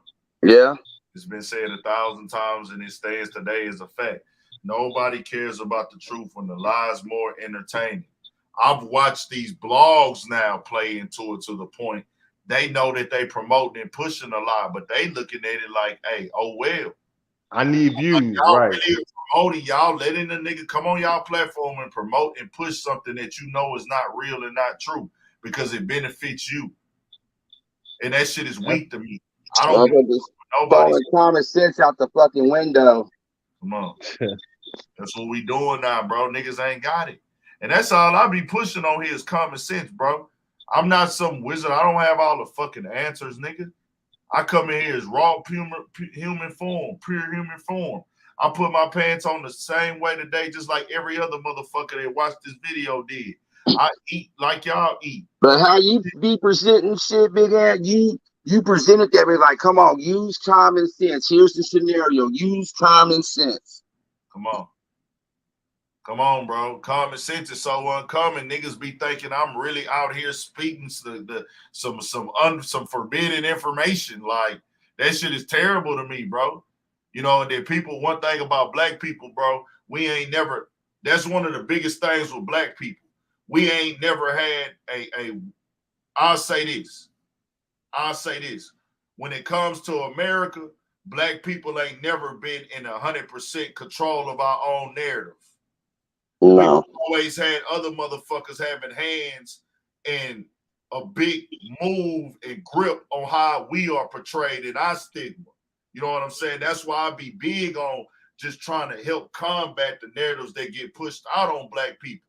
Because a lot of motherfuckers, they gonna come out here and go off of the stigma, what stands out more. And what stands out more, they want that to represent all niggas or all black people. And the game don't go like that. And then when you start talking like that, they want you to be like, nigga, shut up. Or you think you know it all. Or you think you got all the answers. And then they want to start pick on you and pick out your flaws instead of just say, hey, nigga, I'm speaking for all us to win. Like, I'm speaking for us to control our own narrative, nigga. To control the narrative of our culture, our people, our motherfuckers that get up and go to work every day, our people that got kids, our people that go to school. They don't want to tell you that way more people get up and go to work every day in a black community than people that's sitting at home fucking off. Yeah. For the longest, they thought more black folks black folks got food stamps, and no, it was more white folks that got food stamps. Come on, nigga. At More white people one got point. food stamps than black people, bro. It's just our presentation and the stigma they get put on behind us as what they've been doing from day one is gonna make it look away. See, during the I call that slow pumping propaganda. come on. They gonna put it out in slow doses, slow doses, slow doses, slow doses. Ain't nobody promote during the pandemic. They only promoted, hey, all them niggas get money going to the mall, buying jewelry, stunt, balling, getting sections in the clubs, buying cars, whatever. Do y'all stuff. Do what you want to do. You got your bread. But they ain't gonna really promote and highlight the niggas that got their bread and kept it on the tuck. You want to know why? More me people kept their money on the tuck and did good business investments in it, and you ain't gonna know about it because it ain't nothing to really promote. It don't sell. Nigga doing good don't sell. A nigga doing something positive don't sell as much as a nigga doing something negative. They don't make no money whatsoever. Just like when they wanted us to take the jab, they used who they thought was our favorite actors, actresses, athletes. That's always been their plan. Shit, it was a paper written like in Washington when they thought that there was gonna be some black uprising, and it was step one: you get their entertainers, athletes, ones that they put on high praise or basically a pedestal to get their own people to calm down and to have them do what we need them to do. And like the third step was whatever, the second step was whatever black political American people who we thought were leaders, used them. If that shit didn't work, then it was like use military tactics. Mm-hmm. But you notice entertainers first, entertainers and actresses. Facts. Because they got people thinking, they'll listen to Michael Jordan, so if we could get him or get LeBron, then people will listen. Yep, they know how much we respect and talent. And the thing is, and you know, everybody be fans, bro. Don't get me wrong. Like it's more people that support rap and hip hop financially that's not black than it is black.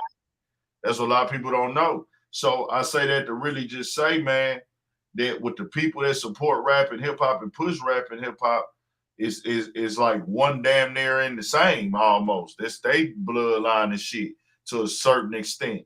But at the same time, in our community, and it's in their community too, you know, because they got white music stars or white superstar athletes and things. And ours is so great to see a nigga make it where you're gonna be loved and hated at the same time.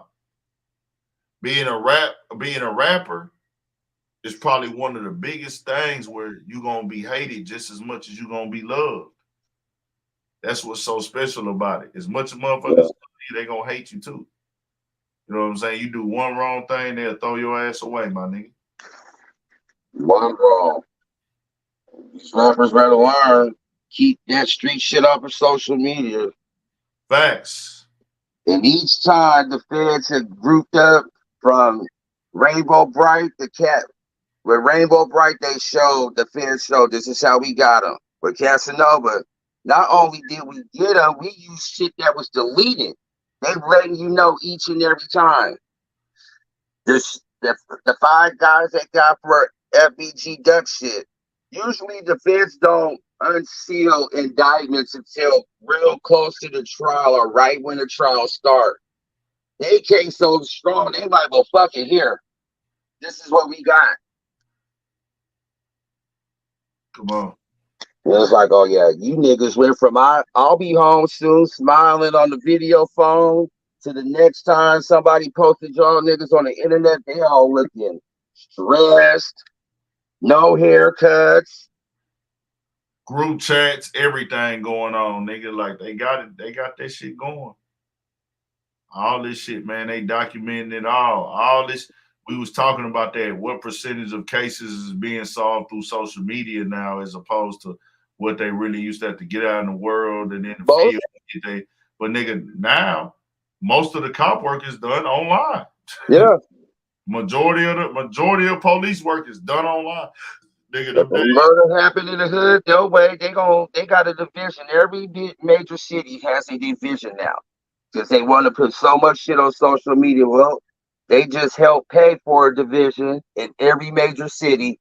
That's all they do is sit there and watch and get on social media, chop up fucking song lyrics like dope in the 80s to use against them. Because they know, this person got killed. Who they have beef with? That side of town? Okay. Any of them rap over there? All right, we gonna have motherfuckers on their social media. But a lot of them, unbeknownst to them motherfuckers is in their social medias already. Facts.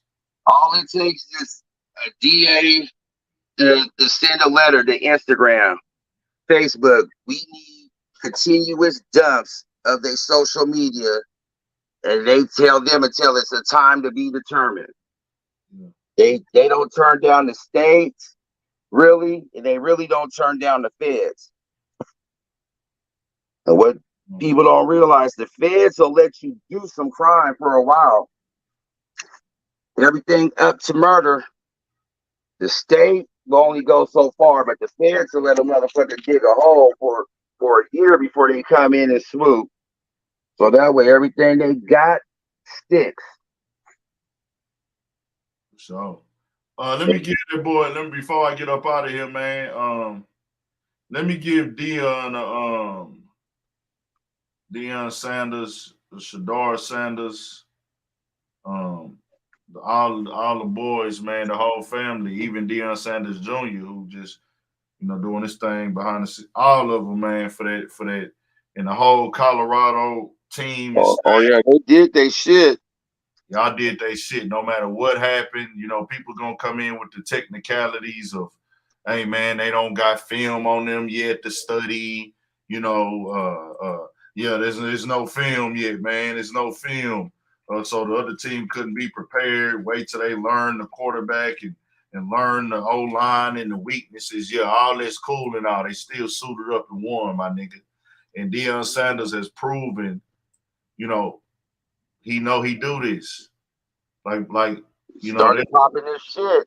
There's a YouTube channel that calls it the Deion Sanders effect. I saw it, the Deion Sanders effect. I don't know if it was on the gram or was it on fucking YouTube, but he said, man, the Deion Sanders effect. And, they put out the pregame speech and like Deion really, he do this, man, and it's different to see somebody that they thought couldn't do it. You know what I'm saying? Yeah. To see him be able to come in and do it. I don't care how you slice the pie. The team that was in a championship last year, bro, even though they lost key players, they were still in a championship last year. And this team only won one game last year. Get a man his credit, bro. Popping his shit as he should. Let him go 5-0. Everybody that talked that shit gonna be kissing ass. Come on. And that's when he really gonna pop that shit, because Deion's never had a problem telling a player when he was a player, a media person, nah, you was on some other shit. Nah, facts. Nah, they went in, man. Bro, records broken, bro. Like, you can't be a slouch and throw 500 yards, bro. Yeah, I did see his son broke a record. First game. His son broke a record, but then the receivers broke a record because they all caught over 100 yards. I think they had 4 over 100 yards. I don't care where TCU was ranked. They was a ranked team. 1, 20, 80. That's a ranked team. They got beat. And they came from the ship, man. Last year they was in the ship. Even though they lost the players, they still there. So it's like, shit, nah, man, them niggas showed up. Defense gonna have to step it up a little bit. So, nah. I have a feeling they gonna use that. That's gonna be the main thing they gonna use against Deion. Well, they would have had this player transfer to another school. Yeah, okay. Nah, nah. That's not gonna work, man. The people already believe in them no matter what. It's like it ain't even just, hey, bro, we winning and losing. Even if they was to lose, they losing in style. Like it's just stylish. It's a whole effect. It's a whole vibe. It's a whole energy around Deion to where they didn't even have the money to pay Deion Sanders. For people that don't know that, they didn't even have the money to pay him. They told him they was gonna pay him $29 million, right? Yeah. The dude over in the program said we don't have the money. He got $28 million in donations this year. $28 million in donations, and season tickets already sold out for the first time in 27 years. Damn. And this is a Pac-12 university, bro. This ain't no, you know what I'm saying? Yeah. This ain't like, this is really like, no. The kids that go to this, the people that's going to this school is really white. Like, you know what I'm saying? Yeah. Season tickets sold out already. This ain't no HBCU. Like, their alma maters and they elites and they graduates are white people. It's a white university. And he changing the whole atmosphere. $27 million raised. Season tickets sold out for the first time already in 27 years. Shit. This ain't no debate. This ain't this. This is the real thing. Y'all seeing some real live. Wait till the 30 for 30 of this shit drop. Whatever that may be. This shit is going down in history. What he did in Jackson State is going down in history. And they still got a good squad. Thanks. I don't know who they coaches, but they still got it. They didn't lose a lot of players, but can't do nothing but congratulate that Deion went through all the ranks of this shit. He started out coaching Little League football in Fort Worth. I didn't even know that. Oh, didn't he have some schools down there in Texas? Yeah, he was coaching Little League at first. I guess he maybe hit a school. He maybe coached a high school also, but he came up through the ranks of coaching. They was coaching in Fort Worth in the hood somewhere. You know, he stayed in Dallas. You know what I'm saying? Yeah. Cowboys. So, you know, people move to Texas, and then you see how much real estate you get. And then you get your big mansion out there. Like, speaking of schools in Texas, they closed down 25 libraries. Where? The Texas School District. I don't even fucking know, bro. I haven't been keeping up with it. Yes, sir. Damn, I ain't know that shit. The state that took over, I guess, one of the biggest school district in Texas, and fucking closed down libraries and shit, turning them into behavioral centers. Probably so, man. I didn't even see that nowhere. That's why. why. How the fuck you take libraries out of a fucking school? I don't know. And they built so many high schools now, though. It's crazy. Like, the area I grew up in, like, it was two high schools in the district where I went to high school at. Now they have 3, maybe even 4. Yeah, that sounds like a school district I went to when I was in high school, only like 2 or 3. Now they got, when I went out to the SAC in 2020, they got like 6 now. Come on. All of them. That's what I'm saying. And all of them. He coached at his son high school. Yeah. And all of the ones that they built, it's all of them in 1 through 6, and they got 7th and 8th in the middle, and 9 through 12. Out here in Mississippi is different. They junior high, how they look at junior high is different. I'm like, I don't even want to know. Yeah, we see. It ain't 7 and 8. I don't want to know. Always different. Like, it just depends on what district you in Houston, because they'll go 1 through 5.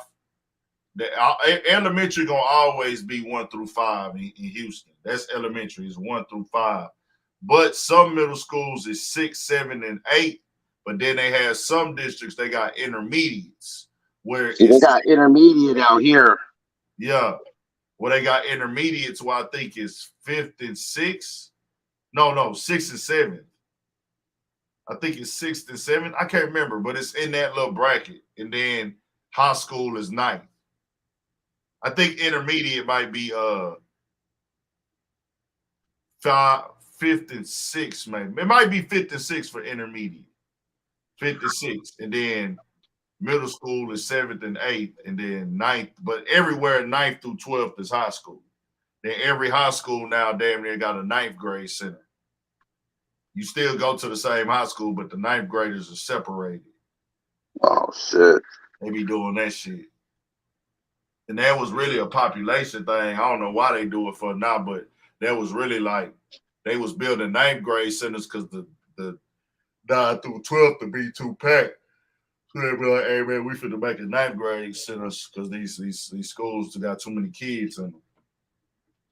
There's a lot of money in schools because the cities, the city itself or the county get some bread. They'll put more money into the neighborhood surrounding the school, depending on where it's at.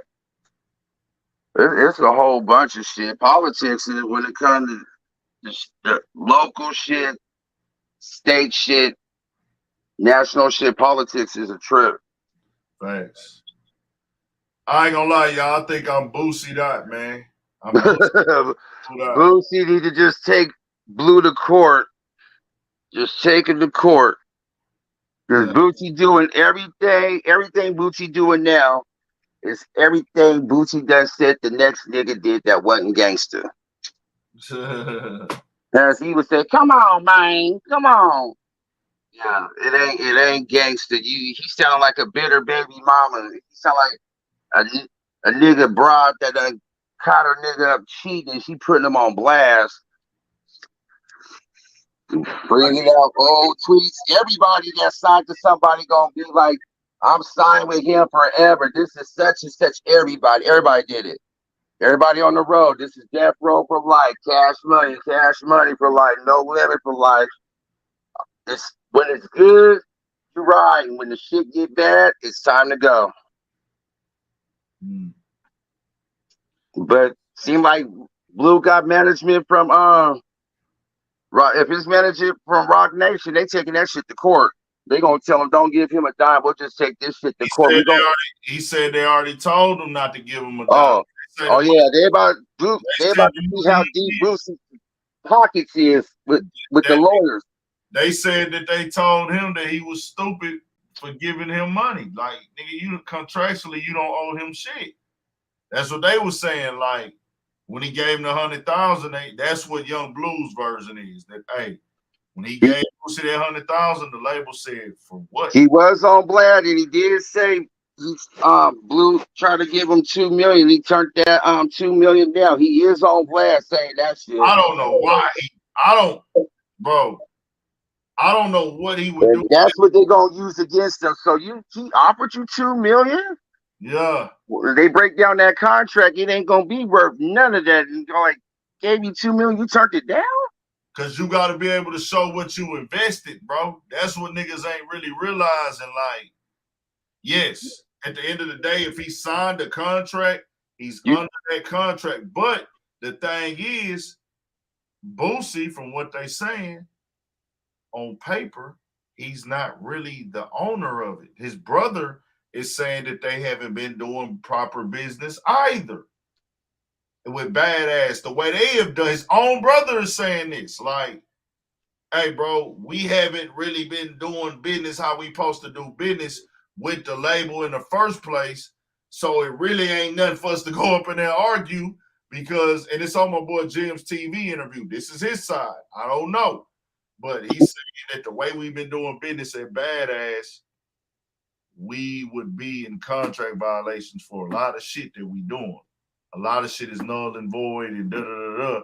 So he don't even understand why Boosie is tripping. Like, nigga, no. Like, it's kind of seem what they putting out there is that basically Boosie, the energy they giving is Boosie want to be in control of everything. And he not really understanding this ain't how the business work. But I can tell you this. No They matter. better have invoices for studio time, legit studios. Come on, you gotta have that, bro. If you going to court, Yeah. They Bro. want receipts. Fuck that you gave cash. That I gave cash shit does not work. They don't care who you are. That all I that gave cash. that mink and chain and Rolex shit, that's for the fans. When they come to the motherfucking business in court, we got to see the documents, man. Or at least if you got your bank statements, Yeah. it's proof. Bank statements are proof. He was telling the truth because Boosie's comeback went from to some weird shit about him, about Bleu and his wife and shit. It's like, sounds like when a female get caught up in a lie. Like, Boosie, you hurting yourself more than you helping yourself. That's all I be saying, bro. It's been a bad week for Boosie. Between Bleu, his baby mama, she put their phone call on blast. It's like, damn.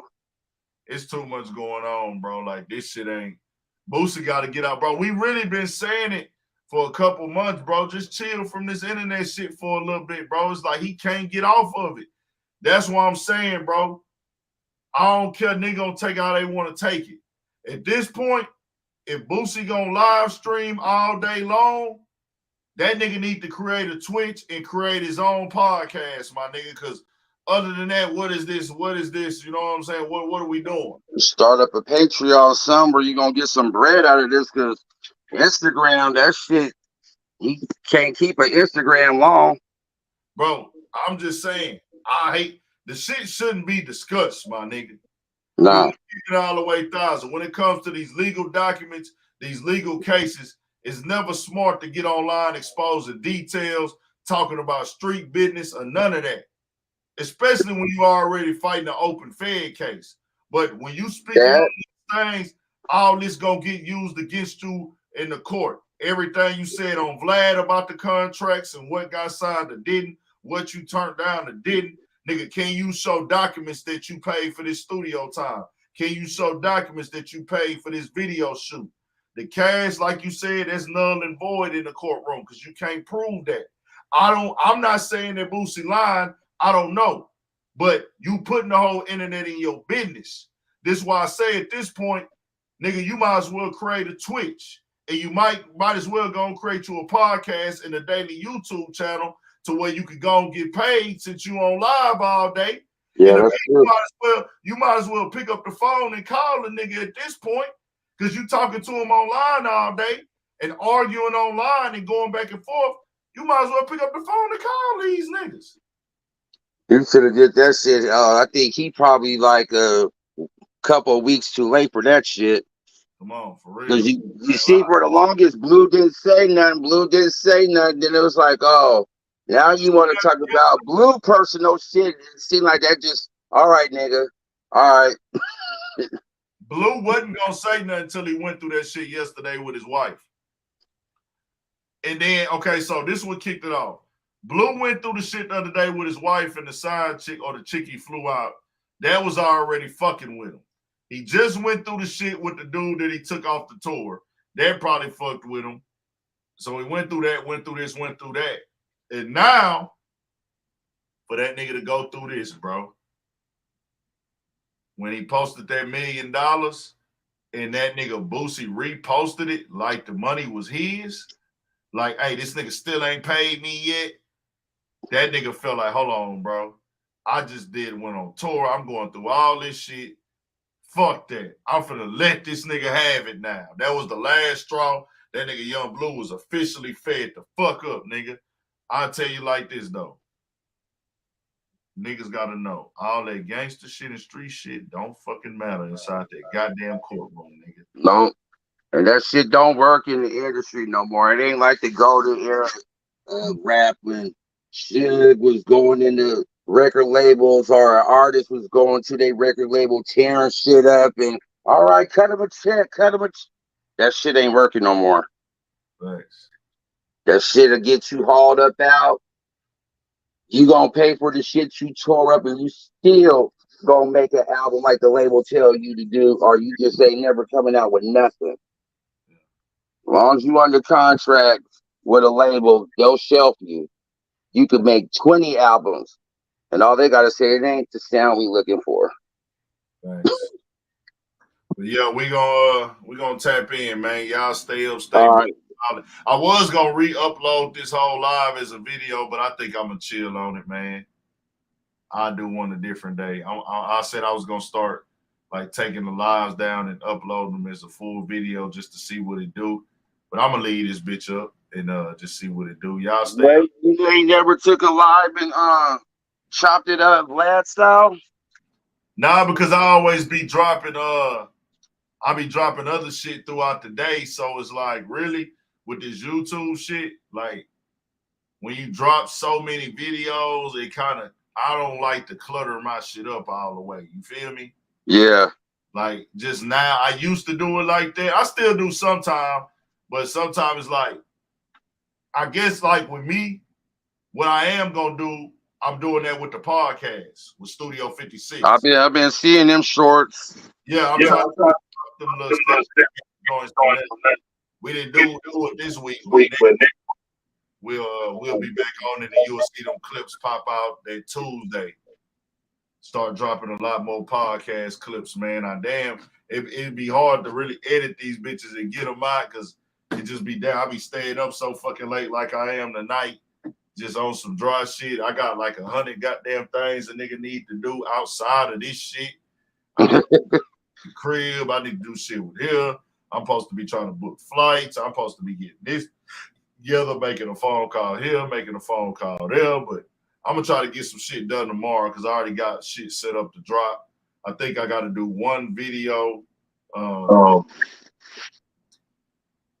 think they don't shoot they shit till tomorrow evening. I tell people that want to do the YouTube shit. I said, "Oh, you gonna be the only one doing this?" It ain't gonna be easy. I said, "You maintaining your regular life, your YouTube life, and everything else." I said, "Shit, it's all right. Everybody ain't built for it. It's a job." Yeah. Story short, this shit is a motherfucking job, man. Everybody ain't built for it. This shit a motherfucking job. It's like clocking in. You know, some people, the easiest part is when you can just show up and talk. That's easy. That's the part that y'all seeing this, us on this microphone politicking. This the fun and the easy part. The shit that goes on behind the scenes, that's the work. The editing, the lighting, and all that extra shit. I'm gonna tell y'all some real shit, bro. I'm gonna give y'all a little something real quick. That video I made about Fresh and Fit today with Joe Budden. Yeah. That shit took me like 3 hours. I went outside. First, I had to find out what pieces I wanted to use for the context, so I had to watch it. I already knew I was going to make the video like 2 days ago. I knew I was going to get it done, and I thought about it. I was kind of not hungover, but I was dehydrated from drinking last night and shit. So I was like, man, fuck, I couldn't really get up early as I wanted to. So I'm thinking like, fuck, let me do this shit. It's hot as fuck outside, but I went on ahead and I'm in the crib. I'm getting the shit together how I want to, getting all the context. I like to keep my context factual. That took a few minutes or whatever. Had to set that up. Then I got to go set up the camera outside. You know what I'm saying? Set up the microphone, get the angle right for that. So I did the first part of the video. Second part, it starts raining. Starts fucking pouring down rain out of nowhere. It's already hot as shit. I done already worked up a little sweat while niggas shoot part. Well, nigga, that's that. It started raining. I say, fuck. I gotta stop. Then it looked like it ain't gonna stop, but it's raining with the sun now. Kind of like, man, it might dry up. Then I say, fuck it, nigga. It's so fucking hot outside. I'm gonna just shoot that shit up in the crib for the rest of it. Then I try to get my shit set up in here, and I'm like, man, this shit don't even feel right. So I go look back outside. It stopped raining. I go back up out there because I got the microphone on the camera. It pick up excess noise. The rain is still dripping from the drain off the roof. So I gotta go take t-shirts and put it under the little pan that the water dripping in, because that shit getting picked up. So I go do that. Then guess what? Start raining again. Whenever the airplanes is coming by, I gotta restop. I gotta stop. Sometimes I can work through it, but sometimes them bitches be so loud it fuck up the whole vibe. And I don't write my shit down. I don't write it down. So when the fact that I don't write, I gotta start all over. But I don't have when I'm saying, when I'm doing these videos, all that shit is coming from the heart and the mind, how I really feel and what I'm really thinking. So that's why my content, my commentary, Yeah, off different. It come off different than everybody else's a little bit. You know what I'm saying? yeah. Because I'm really coming from the heart and the mind. I'm not really thinking about it. And It's not scripted. It's not scripted. I'm not playing a character. All I'm telling myself is that, hey, your energy got to be on point. You know what I'm saying? Like your energy. That's it. Because everything that I talk about make me feel different. I didn't know that I was gonna get a little passionate like that with this Fresh and Fit story today. If y'all saw that video, so people told me, everybody in the comments said, "Man, we fuck with this." Nah, because I got passionate about it, because that's something I'm naturally passionate about. Tethers. I knew when I saw a boy. Oh, nigga! I said, "Oh yeah." I think he done pitched the nerve. Yeah, Oh, yeah. and it's like with them doing all that. You take all them pictures of all them white boys you want, they gonna call you every sand N-word, camo N-word. They gonna call you all that terrorist, all that shit. They don't give a fuck. Sudanese, Sandanese, Taiwanese, you look like a Middle Eastern to them. Yeah. They do not care. And that's the thing, like I say, I gain nothing from beefing with these platforms, bro. But that narrative, it got to be correct, my nigga.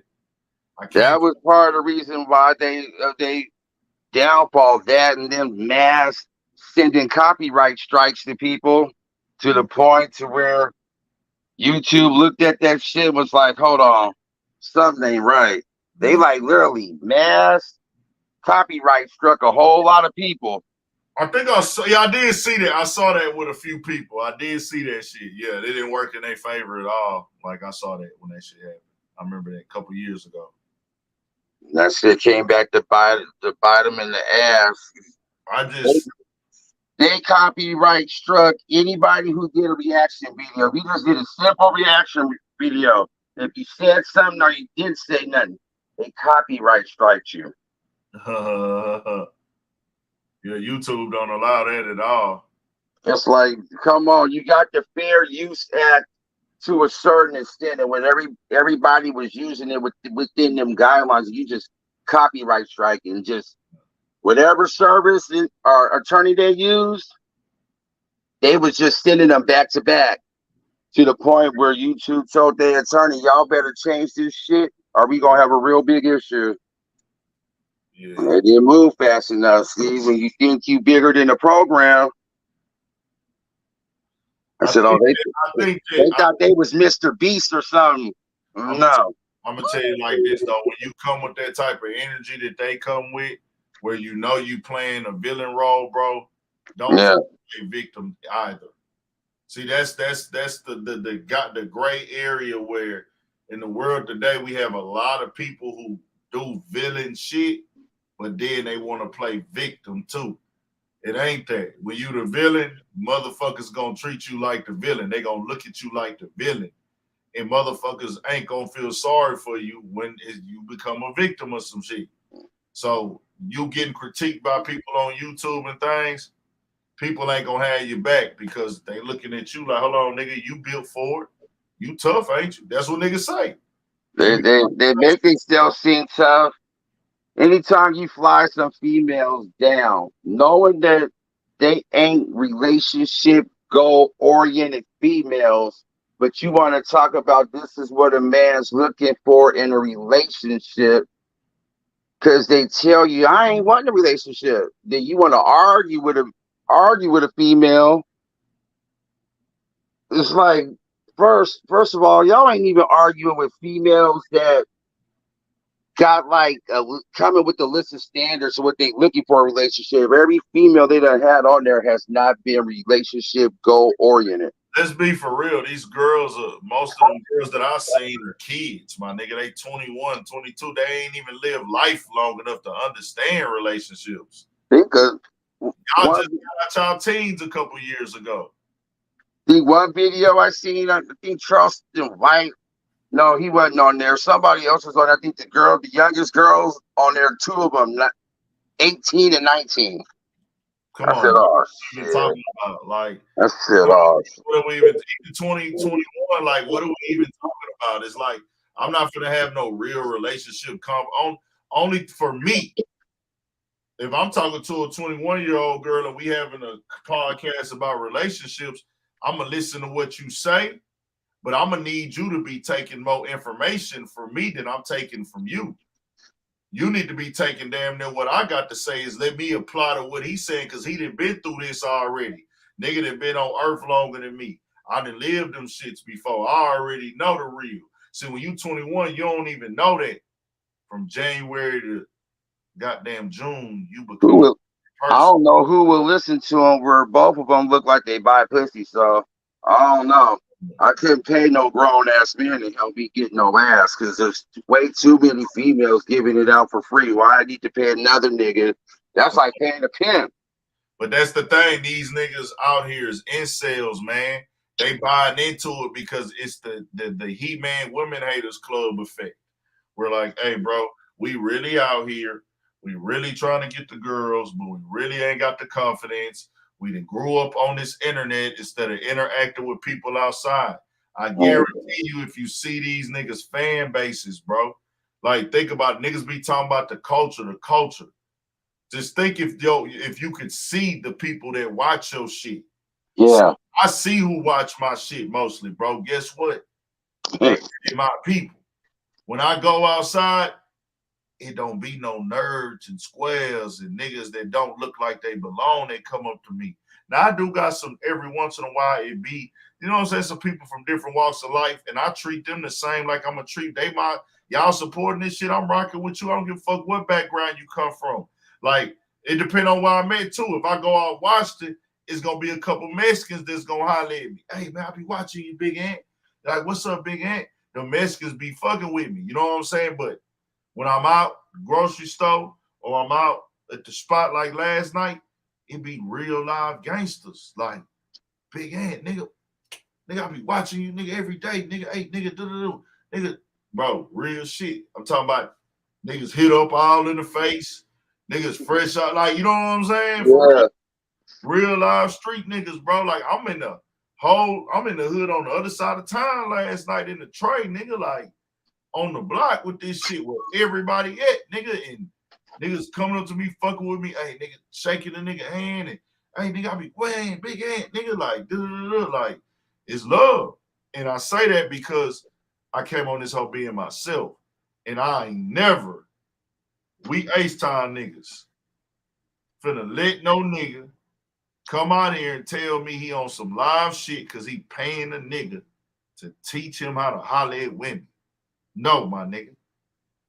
It's not how that works. But nah, man, that's it. We'll tap in. These videos be hard work.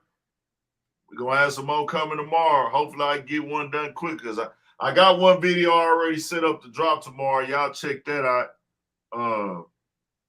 And we'll have some more. Something gonna happen. I'm gonna get into that Charlemagne and Joe Budden shit probably. I've been getting a lot of requests on that one. Oh yeah, they have. I saw they had a little back and forth, but that ain't nothing new between Joe and Charlemagne. Yeah, never nothing new with them two niggas. They always got shit to say, but everybody been requesting it, so I'm gonna go and do it tomorrow. And shit, we'll get up, man. Y'all stay up, stay blessed, man. More coming. All right.